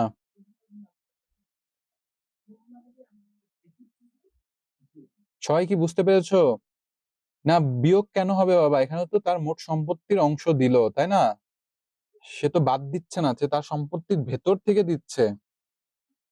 আমরা ভগ্ন অংশ আছে না বাবা, আমরা তো যোগ বিয়োগ করতেছি না।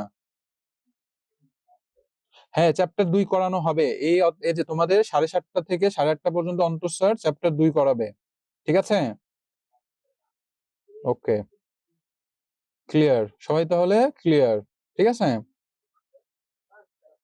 ইয়েস, অল ক্লিয়ার, ওকে, ক্লিয়ার, ঠিক আছে, সমস্যা নেই, ঠিক আছে। তাহলে দেখো পুত্রকে পেলাম, এখন কন্যাকে দেখছো, মেয়েকে কম দিয়েছে, মেয়েকে কিন্তু সবসময় কম দেয়, তাই না? এ কেমন কথা? তাহলে কন্যাকে কত দিল? কন্যাকে দিল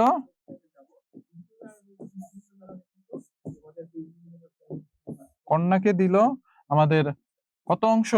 7/8 0.25 অংশ, মানে খুবই কম দিয়েছে। দেখছো মেয়েদের কত কম দিল? বাবা বাবা কি ঠিক করলো এটা? একদমই কিন্তু ঠিক করে নাই, তাই না? তোমার বাবারা কি বলবো, বাবা আমাকে আবার কম দিও না। তাহলে 25 আছে, 0.25 আছে, এটাকে আমরা কি করব? ভগ্নাংশ আকারে লিখে দিলাম একবারে, আমাদের হলো 100।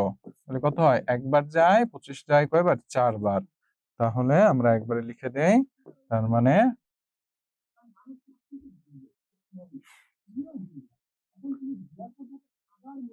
কি ব্যাপার, কন্যাকে কত দিয়েছে দেখে আসি তো। কন্যাকে কত দিয়েছে? 0.25, 0.25 দিয়েছে। কত লিখেছি? 0.25। ঠিক আছে, তাই না? ঠিক আছে, ওকে, ঠিক লিখেছি। তাহলে আমি কি করলাম? কন্যাকে দিল 7/8 0.25 অংশ, 0.25টাকে আমি ভগ্নাংশ আকারে লিখলাম, 25 ডিভাইড বাই হলো 100। ঠিক আছে? তাহলে দেখো 7/8 তাহলে কত হলো? আমরা একবার গুণন সরাসরি দিয়ে দেই, আর লাইন না বাড়াই। 8 কে 8 আর 2 × 16, 3 × 24, 4 × 32। তার মানে 32/7 অংশ পাইলো মেয়ে। দেখছো তার সম্পত্তি বেঁচে যাওয়ার 32 অংশ 7 অংশ দিল তার মেয়েকে, তার মানে খুবই অমানবতর। তাহলে তিনি টোটাল কত পুত্র আর সন্তানকে দিলেন সেটা আমাদের লাগবে, তাই না? তাহলে আমরা কি করবো? পুত্র আর সন্তানকে যেটা দিল সেটা আমরা বের করব। কারণ কি? তিনি স্ত্রীকে প্রথমে দিলেন, স্ত্রীকে দেওয়ার পরে আমরা তার অবশিষ্ট সম্পত্তি বের করলাম। এখন তার অবশিষ্ট সম্পত্তি থেকে ছেলেকে দিলেন, সন্তানকে দিলেন। এখন ছেলে এবং সন্তানকে দেওয়ার পরে তার কতটুকু অবশিষ্ট রইল সেটা আমাদের লাগবে, তাই না? সেই জন্য আমরা আগে তার সন্তানের মানে সন্তানদের সম্পত্তি দেওয়ার পরিমাণটা বের করে নিলাম। এখন তিনি মোট সন্তানকে কত দিলেন সেটা বের করব। অর্থাৎ মোট সন্তানকে দিলেন, অঙ্কটা একটু বড়। মোট সন্তানকে দিলেন কত হবে আমাদের, দিলেন হয়ে গেছে, দিলেন যোগ করে দেই আমাদের 7/16 প্লাস 7/32 অংশ। আচ্ছা, এই পর্যন্ত কি সবাই ক্লিয়ার? বলো, এই পর্যন্ত কি সবাই বুঝতে পেরেছো? আমাকে একটু জানাও। সবাই কি ক্লিয়ার এই পর্যন্ত? বলো, সবাই ক্লিয়ার? Yes, clear. ঠিক আছে, তো দেখো অঙ্কটা অনেক বড়, তাই না? তাহলে দেখো আমাদের এখন আমরা যোগ করি। আমরা জানি 16 আর 32 এর লসাগু হবে 32। তাহলে 16 দুগুণ হয় 32, তার মানে 14 প্লাস 7 অংশ। আর আমাদের থাকলো হলো 14 আর 7 কত হয়? 14 আর 7 যোগ করলে কত হয়? আল্লাহ, 21। 21/32 অংশ। ঠিক আছে, এখন দেখো এটা হলো তার মোট দেওয়া, মানে তার অবশিষ্ট সম্পত্তি যেটা ছিল সেখান থেকে সে তার ছেলে মেয়েকে এত দিল। এখন অবশ্যই তার স্ত্রীকে দেওয়ার পর একটু কমলো, এখন তার মেয়ে এবং ছেলেকে দিচ্ছেন, তাহলে তার আরেকটু সম্পত্তি কমবে, তাহলে সেটা আমাদের বের করতে হবে, তাই না? তাহলে সেটা বের করে নেই। চলো, কন্যা, ওকে কন্যা, ঠিক আছে, কন্যা ঠিক করে দিলাম। তার মানে কত দেখো, 7/8 অংশের থেকে, তাই না? 7/8 থেকে অতএব তার অবশিষ্ট সম্পত্তি রইল, তার অবশিষ্ট সম্পত্তি রইল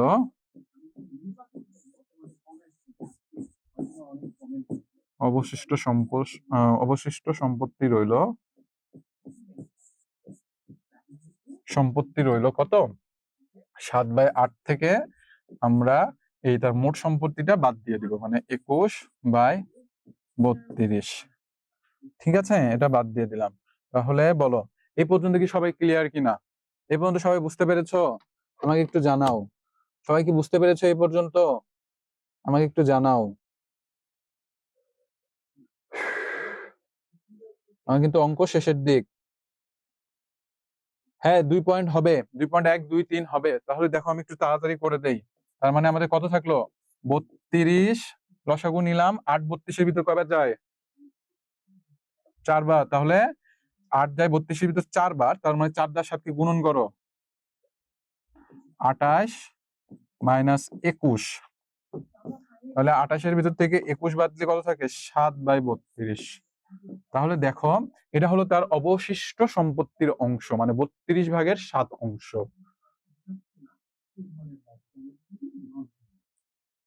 হায় রে, কি দিয়ে যে কি করতেছি! 24 এর ভিতরে 1 থাকলে বাদ দিয়ে কত হয়? 3 থাকে, তাই না?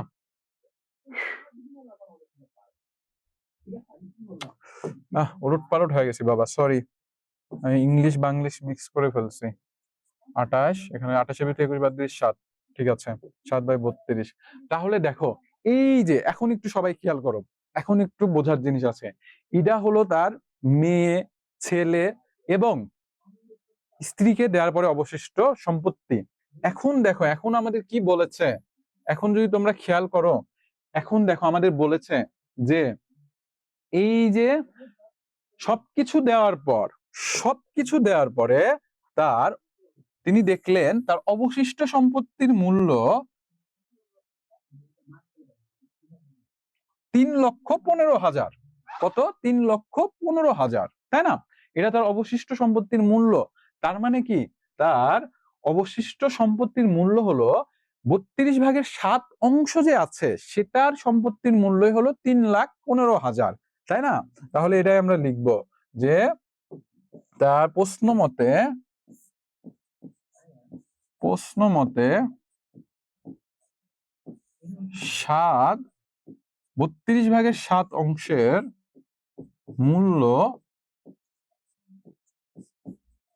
মূল্য আমাদের কত হবে? 32.7 লক্ষ হবে 3,15,000 পয়েন্ট দিছে, পয়েন্ট আমাদের না দিলেও হয়, দশমিকের পরে শূন্য আছে, টাকা। ঠিক আছে, এটাই আছে। তাহলে এটা হলো তার অবশিষ্ট সম্পত্তির অংশ। এখন আমাদের সম্পূর্ণ অংশ লাগবে। কতটুকু লাগবে? সম্পূর্ণ অংশ মানে, সম্পূর্ণ মানে কি? এক অংশ পুরো। তাহলে ওই যে বালতি করাইছিলাম, মনে আছে? আমি বুঝিয়েছিলাম যে ভগ্ন অংশের ক্ষেত্রে যখনই আমি বলবো সম্পূর্ণ অংশ, তখন কি করতে হবে? ভাগ করতে হয়। তার মানে আমরা এই যে তার সম্পত্তিটা আছে, এটাকে যদি আমরা 7/32 দ্বারা ভাগ করে দেই, তাহলে এক অংশের মূল্য আমরা পেয়ে যাব। ঠিক আছে, তার মানে 3,15,000 কে আমরা,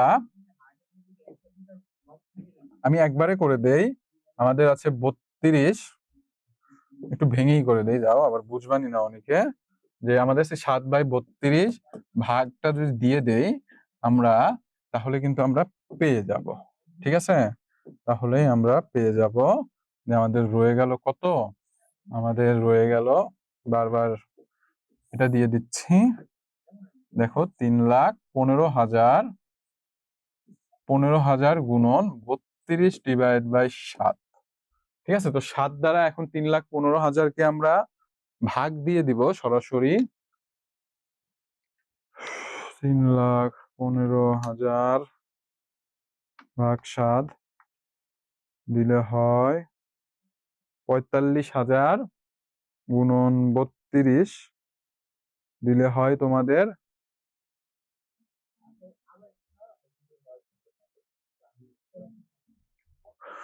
14,40,000। ঠিক আছে, 14,00,000 কত? 40,000। আচ্ছা, তোমাদের কমেন্ট নিচ্ছি, 14,40,000। ঠিক আছে, তাহলে আমাদের উত্তর হবে 14,40,000। দেখো, এই যে 7 দ্বারা যদি তোমরা 3,15,000 কে ভাগ দাও, কত হবে? দেখো, আমি একটু শর্টকাটে করে দিলাম ভাগটা, আশা করি তোমরা পারবা, সমস্যা নেই, আমি তোমাদের কমেন্ট গুলো নিচ্ছি। 3,15,000 গুণন 32, তার মানে আমাদের হয় 14,40,000। 14,40,000, 14,00,000 হলো তার সম্পত্তি মূলের অংশ। এখন বলো তোমাদের এই অঙ্কটা আমি এখন ছোট্ট করে একটু রিক্যাপ করে দিচ্ছি। দেখো জিনিসটা কি হয়েছে, অঙ্কটা অনেক বড়, তো একটু মনোযোগ দিয়ে একটু দেখো সবাই। আমি জানি অনেকের মাথার উপর দিয়ে গেছে যে স্যার এত বড় অঙ্ক কিভাবে করব, তাই না? আচ্ছা, খুবই সিম্পল, যে একজন মানুষ তার সম্পত্তি আছে যেটা আমাদের দেয়া নেই, সেটা আমাদের বের করতে হবে। তো আমি কি করলাম দেখো, তোমরা যদি খেয়াল করো বাচ্চারা, আমি এখানে আছে আব্দুর রহমানের সম্পত্তি সম্পূর্ণটুক এক অংশ আমি ধরে নিচ্ছি, কারণ আমি জানি না এক অংশ। তখন সে কি করলো, সে তার এই যে এক অংশ আছে, সে এক অংশের ভিতর থেকে সে 125 অংশটাকে তার স্ত্রীকে দিয়ে দিলেন। তাহলে এখন খুবই সিম্পল, দেখো আমার সম্পত্তি আছে, আমি স্ত্রীকে দিলাম, তাহলে স্ত্রীকে দেওয়ার পরে কতটুকু রয়ে গেল সেটা বের করছি। স্ত্রীকে দিলাম এই অংশ, এতটুকু অংশ দিলাম, তাই না? দেওয়ার পরে আমার অবশিষ্ট অংশটা বের করতে হলে কি হবে, আমার মোট যে সম্পত্তি আছে সেটা থেকে আমি কতটুকু আমার স্ত্রীকে দিলাম সেটা বাদ দিলেই আমার অবশিষ্ট রয়ে গেল। এখন বউকে তো দিয়েছি, আমার তো বাচ্চা কাচ্চাও আছে, যদিও এখনো বাচ্চা কাচ্চা নাই, তো আমাদের বাচ্চা কাচ্চা তো দিতে হবে। তাহলে এই সম্পত্তি থেকে আমি আবার আমার বাচ্চাকে দিলাম, আমার পুত্রকে দিলাম এবং আমার ছেলেকে দিলাম। এখন এই দুইটা দেওয়ার পরে আমি কি করলাম, কতটুকু আমার স্ত্রী সন্তানকে দিলাম, মানে ইকে দিলাম, আমার পুত্রকে দিলাম, সেটা বের করলাম, যে মোট সন্তানকে দিলাম এত অংশ। এখন সন্তানকে দেওয়ার পরে আমার কতটুকু রয়ে গেল সেই এটা বের করলাম। তাহলে প্রশ্ন মতে যে এখানে হলো খেলা, দেখো এখানে হলো খেলা, যে আমার এতটুক অংশের মূল্য হলো 3,15,000 টাকা, এটা আমাদের বলে দিছে, তাই না? তাহলে আমার এখন সম্পূর্ণ মানে আমার জানতে ইচ্ছে, তাহলে আমার মোট মূল্য কত ছিল? তাহলে আমি কি করলাম, যে এক অংশ মানে কি, এক অংশ মানে কি বেশি, আর যখনই ভগ্নাংশের কাছে তুমি বেশি বের করবা তখনই ভাগ করতে হবে। সেজন্য আমি 3,15,000 কে আমার যে মোট যে সম্পত্তি অংশটা ছিল সেটা দ্বারা ভাগ করছি। তাহলে আমি আমার বাদ, আসলে কত টাকা ছিল সেটা আমরা পেয়ে গেলাম। এখন বলো তোমরা কি কারো কোনো সমস্যা আছে নাকি? এখন বলো। জি স্যার, ক্লিয়ার স্যার, নোট করতে দেন। হ্যাঁ, নোট করো এখন। স্যার 23 নং অঙ্কটি অনেক বড় কিন্তু অনেক সোজা। হ্যাঁ হ্যাঁ, ওকে। তো সবাই বুঝতে পেরেছো? ওকে, জানি না তো আব্দুর রহমান আছে কিনা, বুঝেছি, সবাই বুঝতে পেরেছো। তো ঠিক আছে, এখন তোমাদের আনমোল 8 চ্যাপ্টার ক্লাস হবে না, 8 চ্যাপ্টার কালকে হবে। এখন তোমাদের 2.1, 2.2 এবং 2.3 হবে। অন্তর স্যার চলে আসবেন এখনই, তো তোমরা কোথাও যেও না, ইনশাআল্লাহ। জাস্ট ওয়েট, অন্তর স্যার আসতেছেন। ওকে, তো এখন শুনো তোমাদের কথা, কালকে কিন্তু তোমাদের ক্লাস হবে, আবারও বলতেছি, কালকে সন্ধ্যা 6টায় ক্লাস হবে। তোমাদের উপপাদ্য, সম্পাদ্য এবং চ্যাপ্টার 8 মানে তথ্য উপাত্ত, এই তিনটার উপরে ক্লাস নেব আমি কালকে। ঠিক আছে, 6টা থেকে রাত 9টা হতে পারে, 8:30 পর্যন্ত হইতে পারে। আমি চেষ্টা করবো 8:30টার ভিতর শেষ করে দিতে। তোমাদের মোস্ট ইম্পর্টেন্ট অঙ্কগুলো আমি করাবো সেদিন। তো সবাই থাকবা কালকে। আসসালামু আলাইকুম। রিপূর্বের পক্ষ থেকে আয়োজিত আজকের গণিত ক্লাসে তোমাদের সবাইকে স্বাগত। আশা করি তোমরা সবাই ভালো আছো। অনেকদিন পর আবার তোমাদের সাথে দেখা। আজকে মূলত আমরা গণিতের অনুপাত ও শতকরা এই চ্যাপ্টারটা পড়বো। ধরো যে তোমাদের রাত স্যার ক্লাস 6 এ তোমাদের ম্যারাথন মানে এই বার্ষিক পরীক্ষার প্রায় প্রত্যেকটা চ্যাপ্টারই ম্যারাথন ক্লাস হিসেবে উনি শেষ করছেন। তো অনুপাত ও শতকরা এই চ্যাপ্টারটা আমাকে বলা হয়েছে নেওয়ার জন্য। আমি ইনশাআল্লাহ এই চ্যাপ্টারের শর্ট কোশ্চেন এবং কয়েকটা মানে বড় কোশ্চেন আমি সমাধান করে দেবো আর কি। সিকিউ টাইপের যে কোশ্চেন গুলো আসে, এবং সেই কোশ্চেন গুলা সমাধান করতে গিয়ে দেখা যাবে যে আমাদের মোটামুটি আলোচনা কভার হয়ে গেছে। কারণ এখন কিন্তু আসলে একদম বেসিক থেকে শুরু করে 2.1 থেকে 2.4 পর্যন্ত করানো পসিবল না। আমরা যে কোশ্চেন গুলো সলভ করবো, আমি আশা করি সেই কোশ্চেন গুলো তুমি যদি বুঝে করতে পারো, তাহলে এই কোশ্চেন গুলোর টাইপ থেকেই তুমি কোশ্চেন পরীক্ষাতে কমন পাবা। ম্যাথের ক্ষেত্রে এটা কখনোই সম্ভব না যে একদম ডিরেক্ট হুবহু কোশ্চেন কমন ফেলানো, বাট তুমি টাইপ কমন পাইতে পারো। তোমার কনসেপ্টটা যদি ক্লিয়ার থাকে, তাহলে সেই কনসেপ্ট ক্লিয়ারনেস থেকে তুমি দেখা যাবে যে পরীক্ষার হলে কমন পাইছো। এবং প্রত্যেকটা টপিকসের সেই কনসেপ্ট গুলো তোমাকে ক্লিয়ার পেতে হবে। ইনশাল্লাহ চেষ্টা করবো আগামী আধা ঘন্টা 40 মিনিট, 7টা পর্যন্ত বা 15-20 পর্যন্ত যতটুকু কভার করা যায়। আমার যেই স্লাইড আমি নিয়ে এসেছি সেখানে এসকিউ, শর্ট কোশ্চেন এবং সিকিউ যেগুলো আছে সেগুলো কভার করার জন্য। তো তোমরা একটু কমেন্টস করো যে তোমরা আমার কথা শুনতে পাচ্ছ কিনা এবং দেখতে পাচ্ছ কিনা সবকিছু ঠিকঠাক মতো। পর দেখা। তাহারা বাড়ি, হ্যাঁ, ওয়ালাইকুম আসসালাম। ওকে, আয়ান, ওকে ঠিক আছে। জুনায়েদ ইসলাম, কেমন আছেন? আলহামদুলিল্লাহ ভালো আছে। হ্যাঁ, অনেকদিন পরে আমার ক্লাস। আচ্ছা, একজন বলছেন স্যার সবাইকে আনমিউট করলে ভালো হয়। তোমরা কি এতক্ষণ আনমিউট করা অবস্থায় ছিলা ক্লাসে? আনমিউট করা অবস্থায় ছিলা, কোনো গ্যাঞ্জাম করবা না তো? এতক্ষণ কি আনমিউট অবস্থায় ছিলা? আনমিউট অবস্থায় না থাকলে আনমিউট করা যাবে না। তোমাদের কারো কোনো কোশ্চেন থাকলে হ্যান্ড রেজ করবা, তাইলে আমি ওকে ঠিক আছে, লেটস ট্রাই। ঠিক আছে, আমি সবাইকে পারমিশন দিয়ে রাখলাম। যে কেউ চাইলে আনমিউট করে কথা বলতে পারবা, বাট আমার কথা শেষ না হওয়ার আগে কেউ কোনো কথা বলবা না, এবং যখন একজন কথা বলবে তখন অন্যজন কথা বলবা না, এবং অপ্রয়োজনীয় কোনো কথার জন্য নিজে আনমিউট হবা না। ঠিক আছে? পড়ানোর ক্ষেত্রে, পড়ানোর তাগিদে, পড়ানোর প্রয়োজনে কোনো কিছু না বুঝলে তুমি অবশ্যই তখন আনমিউট করে কথা বলতে পারো। পারমিশন দিয়ে রাখলাম। যদি ঠিকঠাক মেনটেন করো দেন ওকে। ওকে, চলো আমরা যাই। এখানে আমাদের আমি প্রায় 20টা-25টার মতো শর্ট কোশ্চেন নিয়ে আসছি। এই শর্ট কোশ্চেন গুলো আমরা সমাধান করবো। দেখো, প্রথমত যেটা বলা আছে সেটা হচ্ছে যে আমার অনুপাত বলতে কি বুঝি। আগে ধরো এই বিষয়গুলো পড়তে হইতো না, ঠিক আছে, কিন্তু এখন যেহেতু শর্ট কোশ্চেন আসে, তো আমাকে এটা পড়তে হবে যে অনুপাত বলতে কি বুঝি। আমি যদি শর্টকাটে বলি একদম এক কথায়, তাহলে মনে রাখবা দুইটি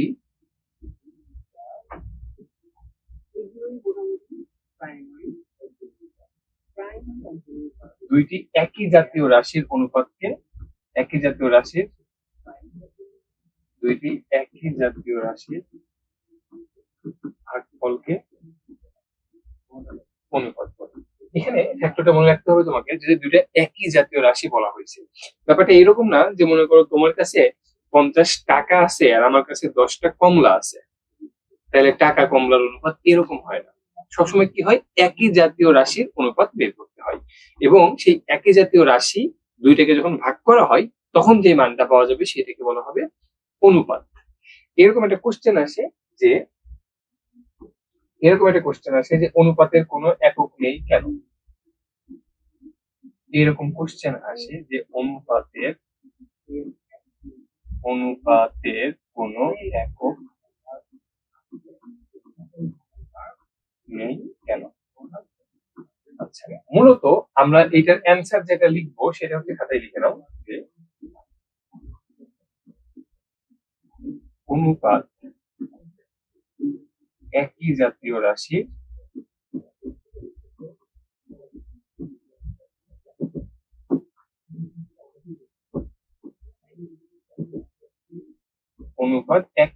রাশির ভাগফল। এখানে তুমি একটু বুঝাই দিতে পারো যে ধরি যে ক এবং খ দুজনের কাছে, আর আমি ডিটেলস লিখলাম না, 100 টাকা ও 50 টাকা আছে। কয়ের কাছে আছে 100 টাকা এবং ক্ষয়ের কাছে আছে 50 টাকা।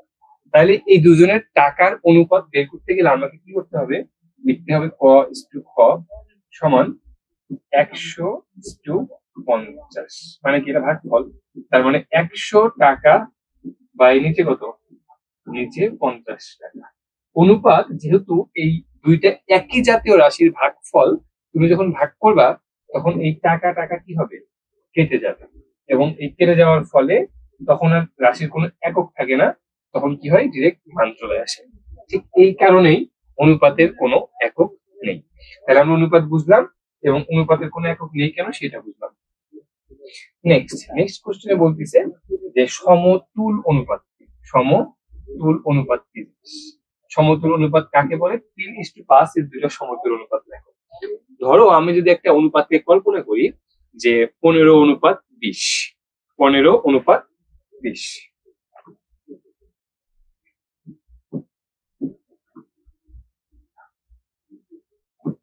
একটা অনুপাতের কথা আমি চিন্তা করি 15:20। এই অনুপাতটাকে আমি যদি শূন্য ব্যতীত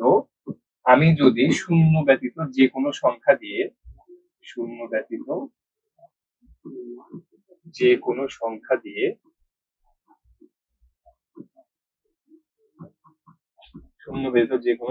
দিয়ে গুণ বা ভাগ করে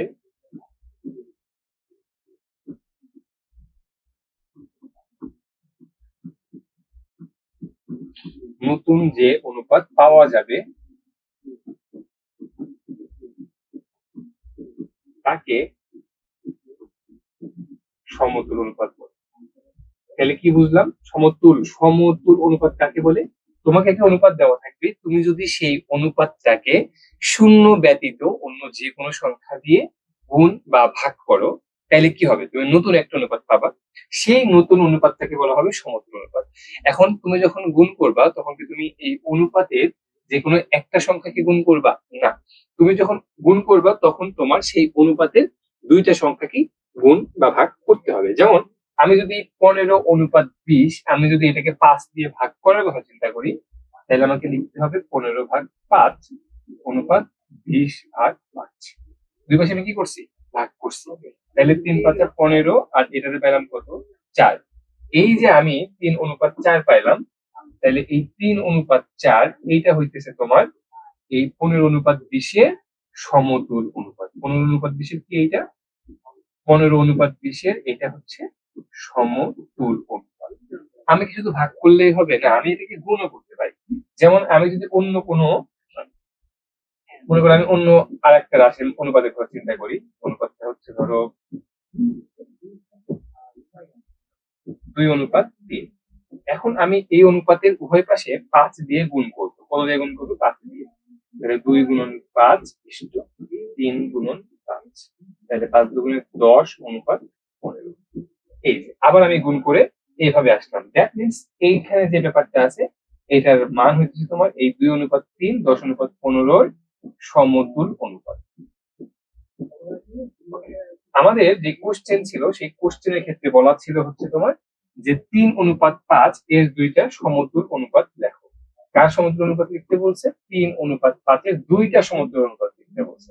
যখন আমাকে এরকম দুইটা সমতুল অনুপাত লিখতে বলবে তখন আমি কি করব? একটা গুণ করব এবং একটা ভাগ করব। তাহলে 3:5 আমি আগে গুণ করি, ঠিক আছে? 3 × 4 = 5 × 4। তাহলে 3×4=12/4×5 ঠিক আছে। এখন এটা এত ছোট যে 3:5 এর ভাগ করার আর কোনো স্কোপ নেই। যেহেতু ভাগ করার স্কোপ নাই, তাহলে আমি এটাকে আরেকটা গুণ করে সেটা দিয়ে আরেকটা সমতুল্য অনুপাত বের করি। তাহলে 3:5, আমি ধরো আগে 4 দিয়ে গুণ করছি, এটাতে 3 দিয়ে গুণ করলাম, 5 গুণন 3×9 হয়ে গেল। 3:5 দুইটা সমতুল অনুপাত। দেন লঘু অনুপাত এবং গুরু অনুপাত বলতে কি বোঝো? লঘু অনুপাত আর হচ্ছে গুরু অনুপাত। দেখো, লঘু মানে হইতেছে হচ্ছে ছোট। লঘু মানে কি? লঘু মানে হচ্ছে ছোট।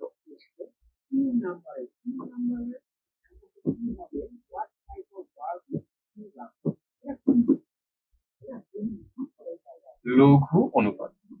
আর আরেকটা হইতেছে তোমার গুরু অনুপাত।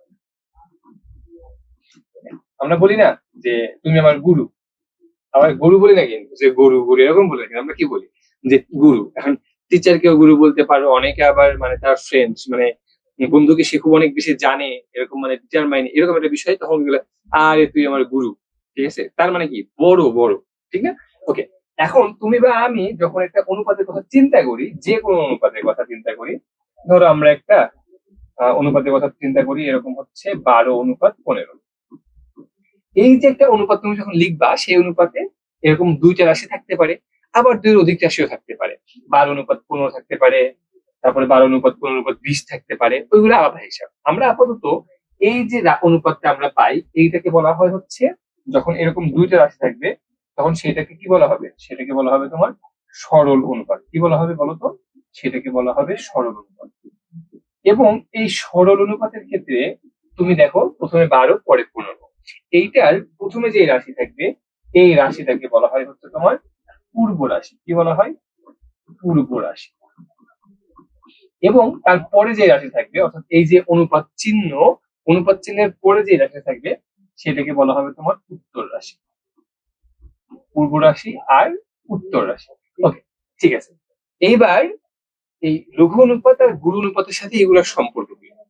তুমি যদি এই অনুপাতটার ক্ষেত্রে সরল অনুপাতের কথা আমি যেটা বলতেছি, এই অনুপাতের যদি পূর্ব রাশি ছোট হয় আর উত্তর রাশি বড় হয়, তার মানে প্রথমে কি থাকবে? প্রথমে ছোট থাকবে। দেখো, প্রথমে যেটা থাকে সেটা হচ্ছে পূর্ব রাশি, এবং তারপরে যেটা থাকে সেটা হচ্ছে উত্তর রাশি। তাহলে যদি প্রথমে ছোট সংখ্যা থাকে, তাহলে সেটা হবে লঘু অনুপাত। ওকে, 5:7। প্রথমে কি 5, তার মানে কি পরে 7, তাহলে প্রথমে ছোট পরে বড়, তাহলে এটা কি হবে? লঘু অনুপাত। ঠিক একইভাবে 11:13, 12:15, এই সবগুলাই কি হবে? লঘু অনুপাত।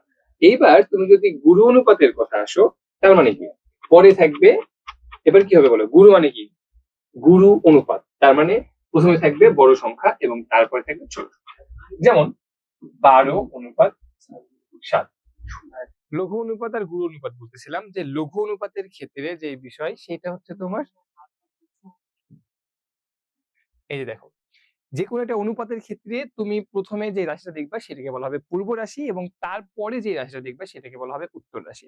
এবার কোনো একটা অনুপাতের ক্ষেত্রে ঠিক প্রথমে যে রাশি থাকবে, যদি সেই রাশিটা ছোট সংখ্যা হয় এবং তারপরের সংখ্যাটা বড় সংখ্যা হয়, তাহলে তুমি সেটাকে বলবা হচ্ছে লঘু অনুপাত। কি বলবা? লঘু অনুপাত। যেমন দেখো, 5:7, প্রথমে কি আছে? 5, এবং তারপরে কি আছে? 7, তার মানে এটা হচ্ছে লঘু অনুপাত। আর যদি তোমার প্রথমে বড় সংখ্যা থাকে এবং তারপরে ছোট সংখ্যা থাকে, তাহলে সেইটাকে বলা হবে গুরু অনুপাত। দেন 3:2 ও 5:8, এই দুইটা অনুপাতে ব্যস্ত অনুপাতকে মিশ্র অনুপাতে রূপান্তর করো। একটু কোশ্চেনটা খেয়াল করো। দেখো, এখানে দুইটা কাজ করতে হবে। প্রথমত, এই যে 3:2 এবং 5:8, এই দুইটা অনুপাতকে তোমার কি করতে হবে? ওই দুইটা অনুপাতের ব্যস্ত অনুপাতকে মিশ্র অনুপাতে পরিণত করতে হবে। তার মানে এই দুইটা অনুপাতকে আমি প্রথমে ব্যস্ত অনুপাত বানাবো, তারপরে ব্যস্ত অনুপাতগুলোকে আবার মিশ্র অনুপাতে পরিণত করব। তাইলে আমি আগে 3:2 ও 5:8 লিখি। 3:2 আর আরেকটা হইতেছে 5:8। এই দুইটা আমাকে প্রথমে কি করতে হবে? ব্যস্ত অনুপাত লিখতে হবে।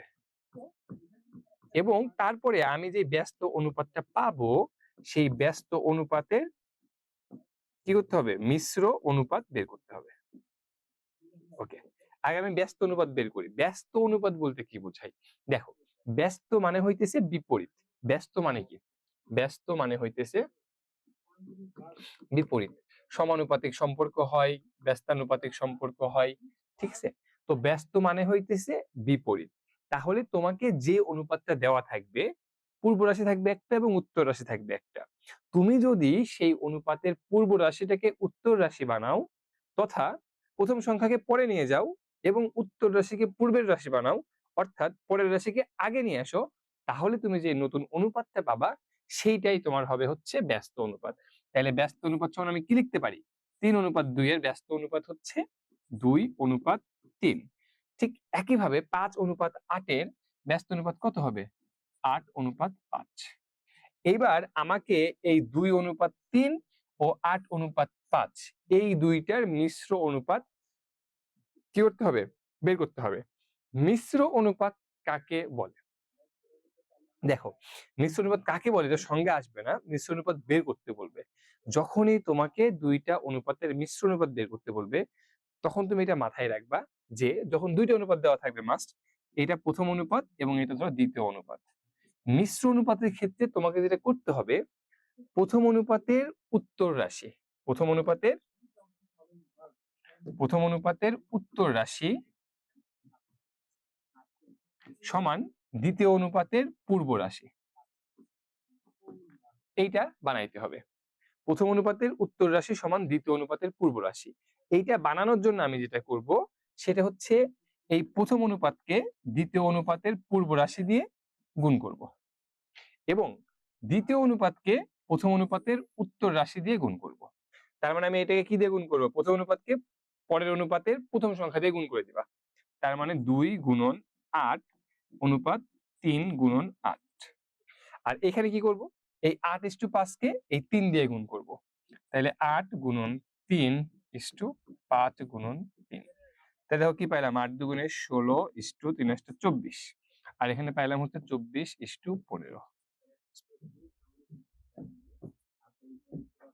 এবার একটু খেয়াল করে দেখো, তুমি যেই দুইটা নতুন অনুপাত পাইছো সেই দুইটা নতুন অনুপাতের ক্ষেত্রে দেখো এখানেও 24, এখানেও 24।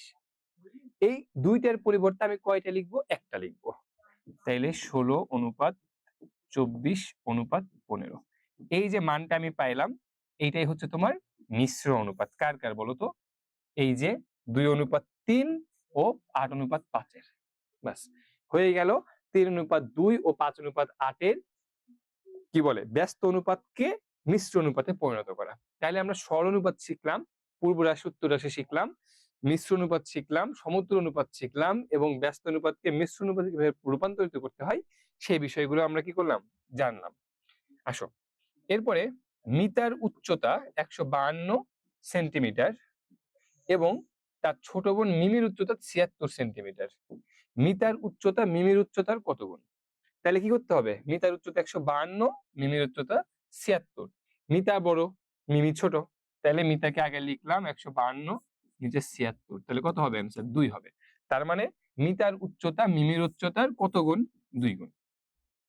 তারপরে 21 ক্যারেটের 16 গ্রাম। 21 ক্যারেট বলতে কি বোঝায়? দেখো, এই 21 ক্যারেট, 22 ক্যারেট, 24 ক্যারেট এই বিষয়গুলা নিয়ে তোমার চিন্তা করার কোনো প্রয়োজন নেই।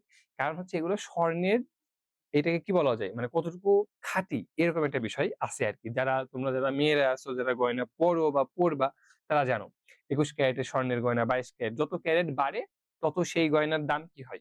বাড়তে থাকে। ওকে, মানে সেটা যত অ্যাকুরেট, ভেজাল মুক্ত এরকম চিন্তা করা হয়ে থাকে। যদিও একদম 100% 24 ক্যারেট যেটা বলা হয়ে থাকে শতভাগ খাঁটি।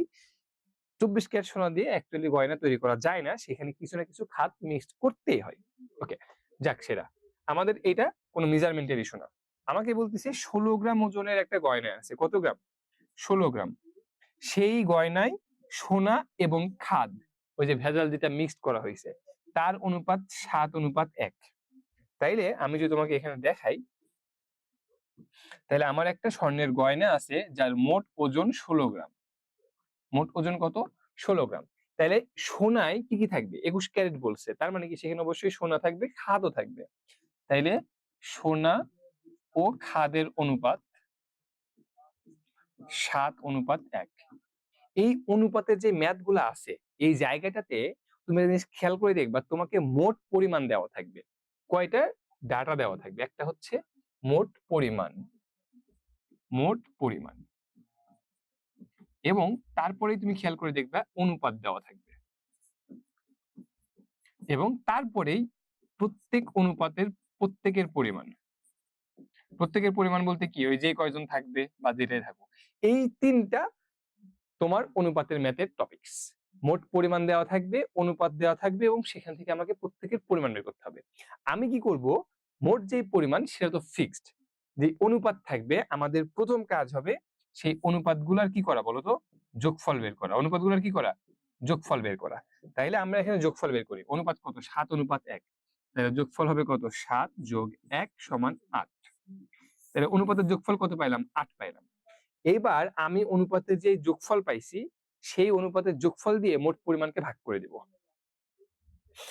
কত, মোট পরিমাণ কত ছিল, 16, আর অনুপাতের যোগফল কত, 8। তার মানে কত হবে, 2।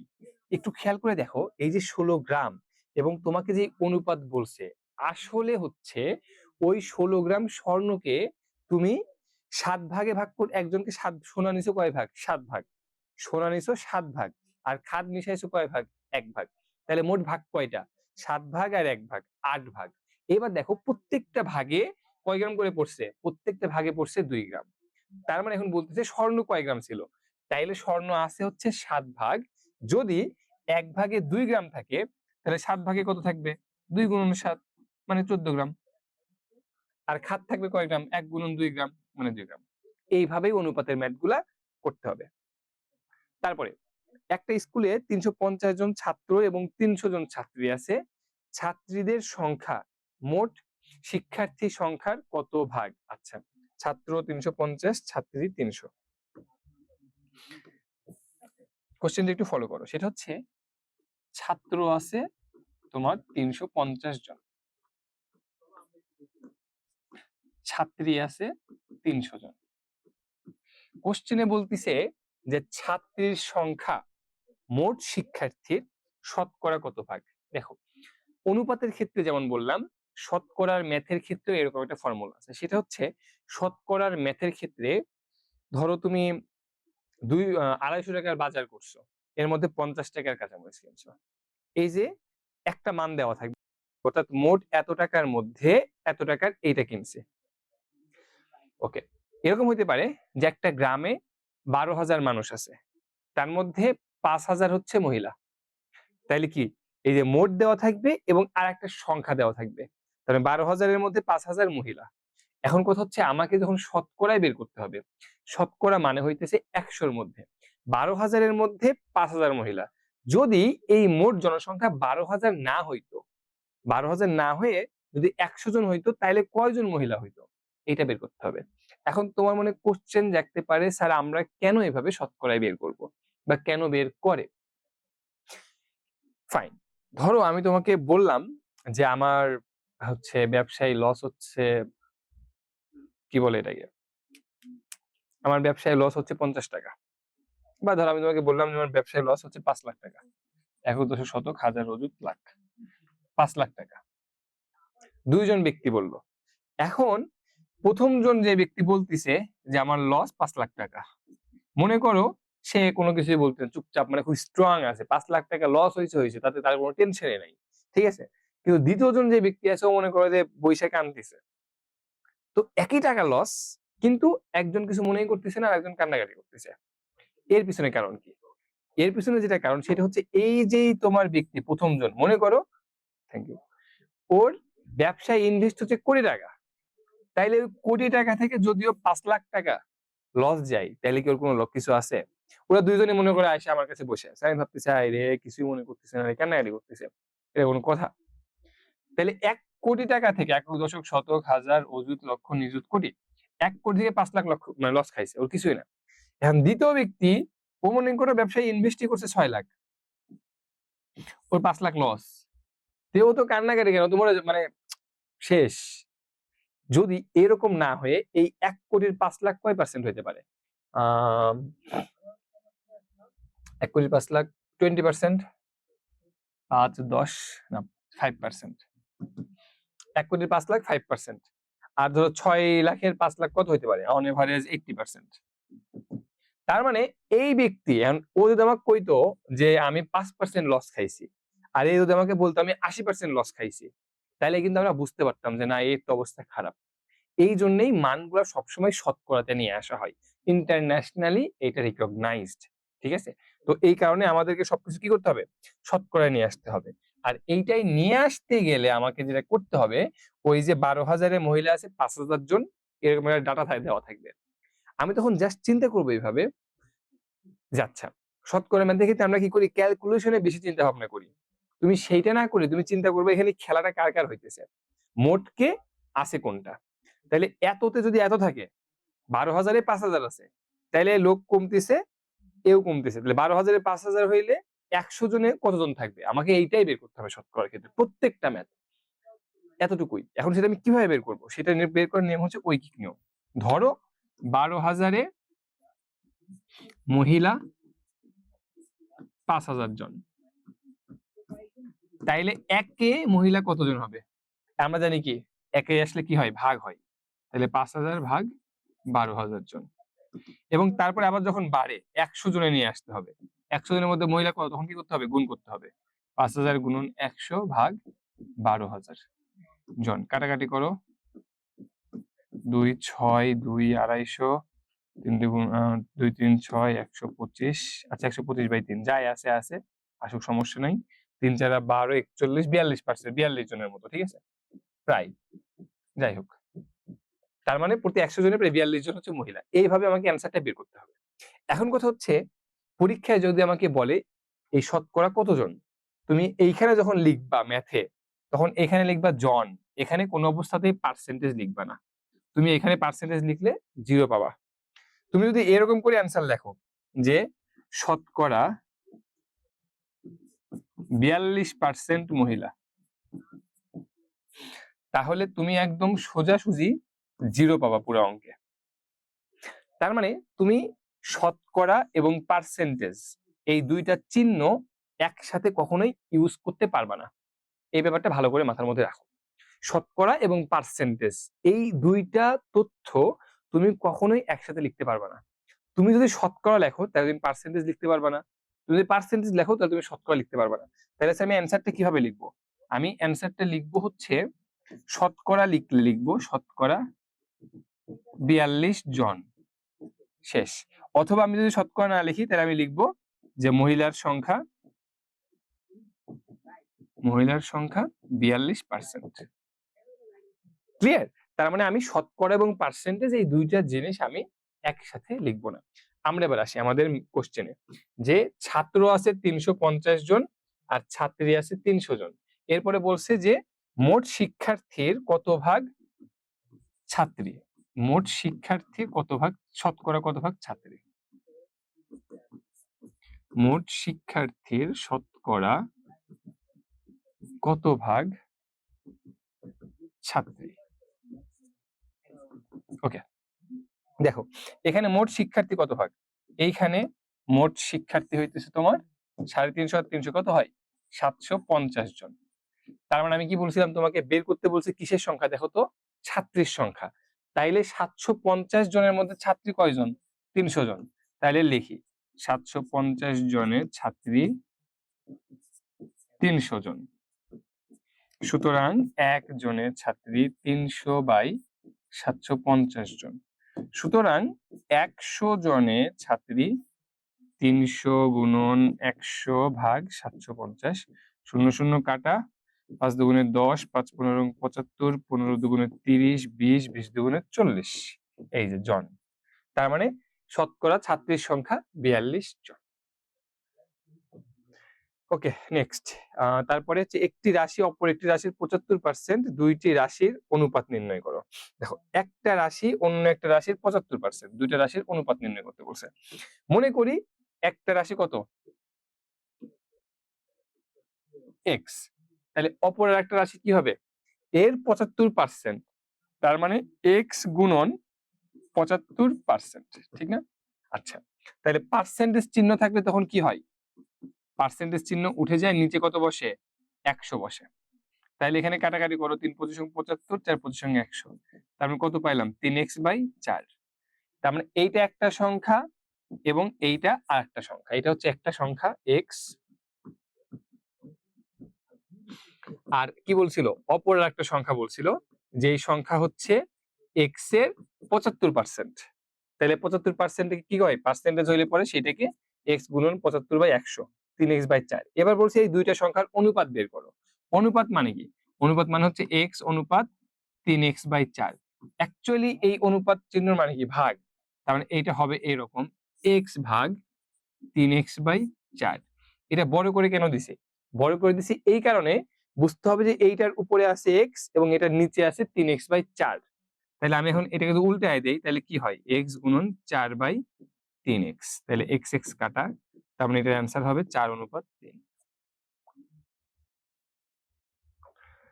তারপরে দুটি রাশির যোগফল 480, তাদের অনুপাত 1:3 হলে রাশি দুটি নির্ণয় করো। দুইটি রাশির অনুপাত, আচ্ছা এই 9 নম্বরের না, ওইটা ভালো সিস্টেম না। ওইটা হইলে তোমরা একজন আর একজনের উল্টাপাল্টা মেসেজ দাও, একজন আর একজনের সাথে ঝগড়া করো, ঠিক আছে? ওকে। আচ্ছা, আর কারো কোনো কোশ্চেন? জুনায়েদ ইসলাম, আনমিউট করছি। জুনায়েদ। স্যার আসসালামু আলাইকুম। হুম। ওয়ালাইকুম আসসালাম স্যার ভাইয়া। আসসালামু আলাইকুম। ওয়ালাইকুম আসসালাম জুনায়েদ, কেমন আছো? স্যার ভালো আছি, আপনি কেমন আছেন? আলহামদুলিল্লাহ ভালো আছি। জুনায়েদ ভাইয়া বলো। স্যার এই অধ্যায় পর কোন অধ্যায়টা হবে? এই অধ্যায়ের পরে তো আর কোনো অধ্যায় হবে না, এই অধ্যায়ের পরে শেষ। আগামীকালকে মনে হয় তোমাদের রাত স্যার মনে হয় আরেকটা ক্লাস নেবে না, বলছে উনি। জি স্যার 6টা বাজে।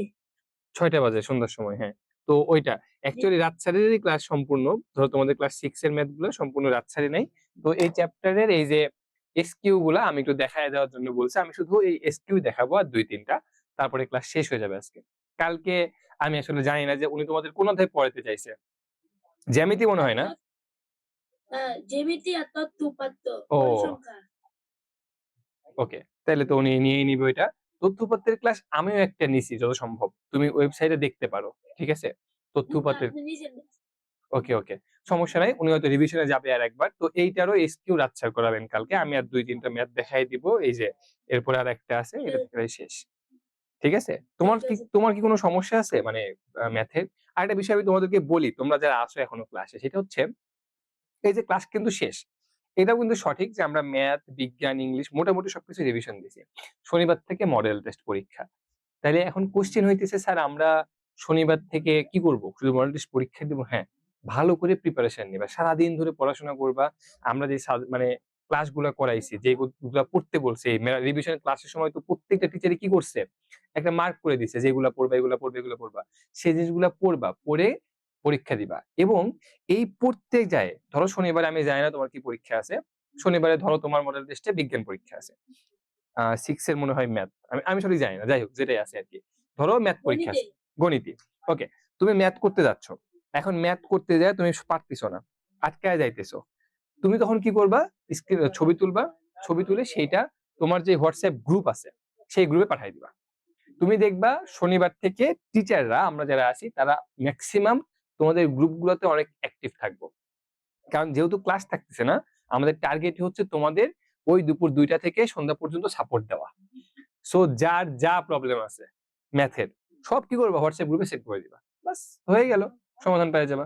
তার মানে আবার এই না যে একবারে মনে করো যে গাইডের মনে করো যে 10টা মডেল টেস্টের কোশ্চেনে একসাথে ছবি তুলে পাঠিয়ে দিয়েছে, সমাধান করে দেন।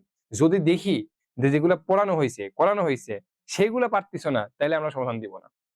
যেটা বুঝবো যে না ফাইন, এটা আসলে কঠিন বা এখানে বোঝার ব্যাপার স্যাপার আছে, সেগুলো পাবা, ঠিক আছে? ভালো করে প্রিপারেশন নিবা। ওকে, পরীক্ষা কখন শুরু হবে? আচ্ছা, পরীক্ষা শুরু হবে তোমার সন্ধ্যা 6টা থেকে। সন্ধ্যা 6টা থেকে তোমার পরীক্ষা দেওয়ার টাইম শুরু হবে। তুমি তারপর পরবর্তী দিন, অর্থাৎ ধরো শনিবার সন্ধ্যা 6টা থেকে তার পরবর্তী দিন দুপুর 12টা পর্যন্ত, মনে হয় 12টা বা 2টা পর্যন্ত পরীক্ষা দিতে পারবা। কেন? কারণ হচ্ছে তার পরের দিন কিন্তু সন্ধ্যা 6টায় আবার আরেক সাবজেক্টের পরীক্ষা। তো যদি কোশ্চেন সরায় নেওয়া না হয় ওয়েবসাইট থেকে, তাহলে তোমরা যাই গ্যাঞ্জাম বাজায় দিবা। ওই জন্যই এই ফিক্সড টাইমের মধ্যে পরীক্ষা দিতে হবে। পরীক্ষার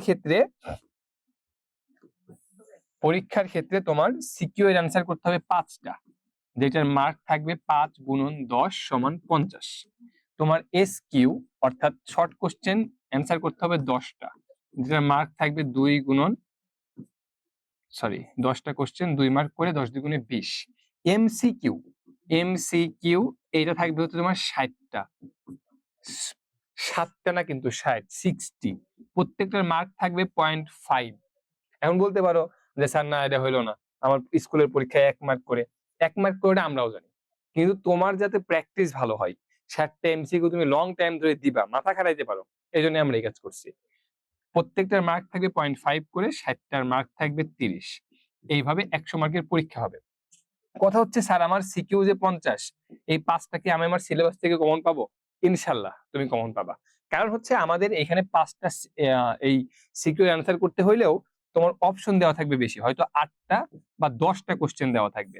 মূলত বার্ষিকের সিলেবাস তার বাইরেও আরো 1টা-2টা অধ্যায় থেকে দিয়ে দেওয়া হয়েছে, যাতে কারোর সিলেবাসেরই বাইরে না যায়। অর্থাৎ তোমার যে সিলেবাস, সেই সিলেবাস থেকে তুমি 5টা কোশ্চেন কমন পাবা ইনশাল্লাহ, এবং সেই 5টা কোশ্চেন তুমি অ্যান্সার করে দিবা।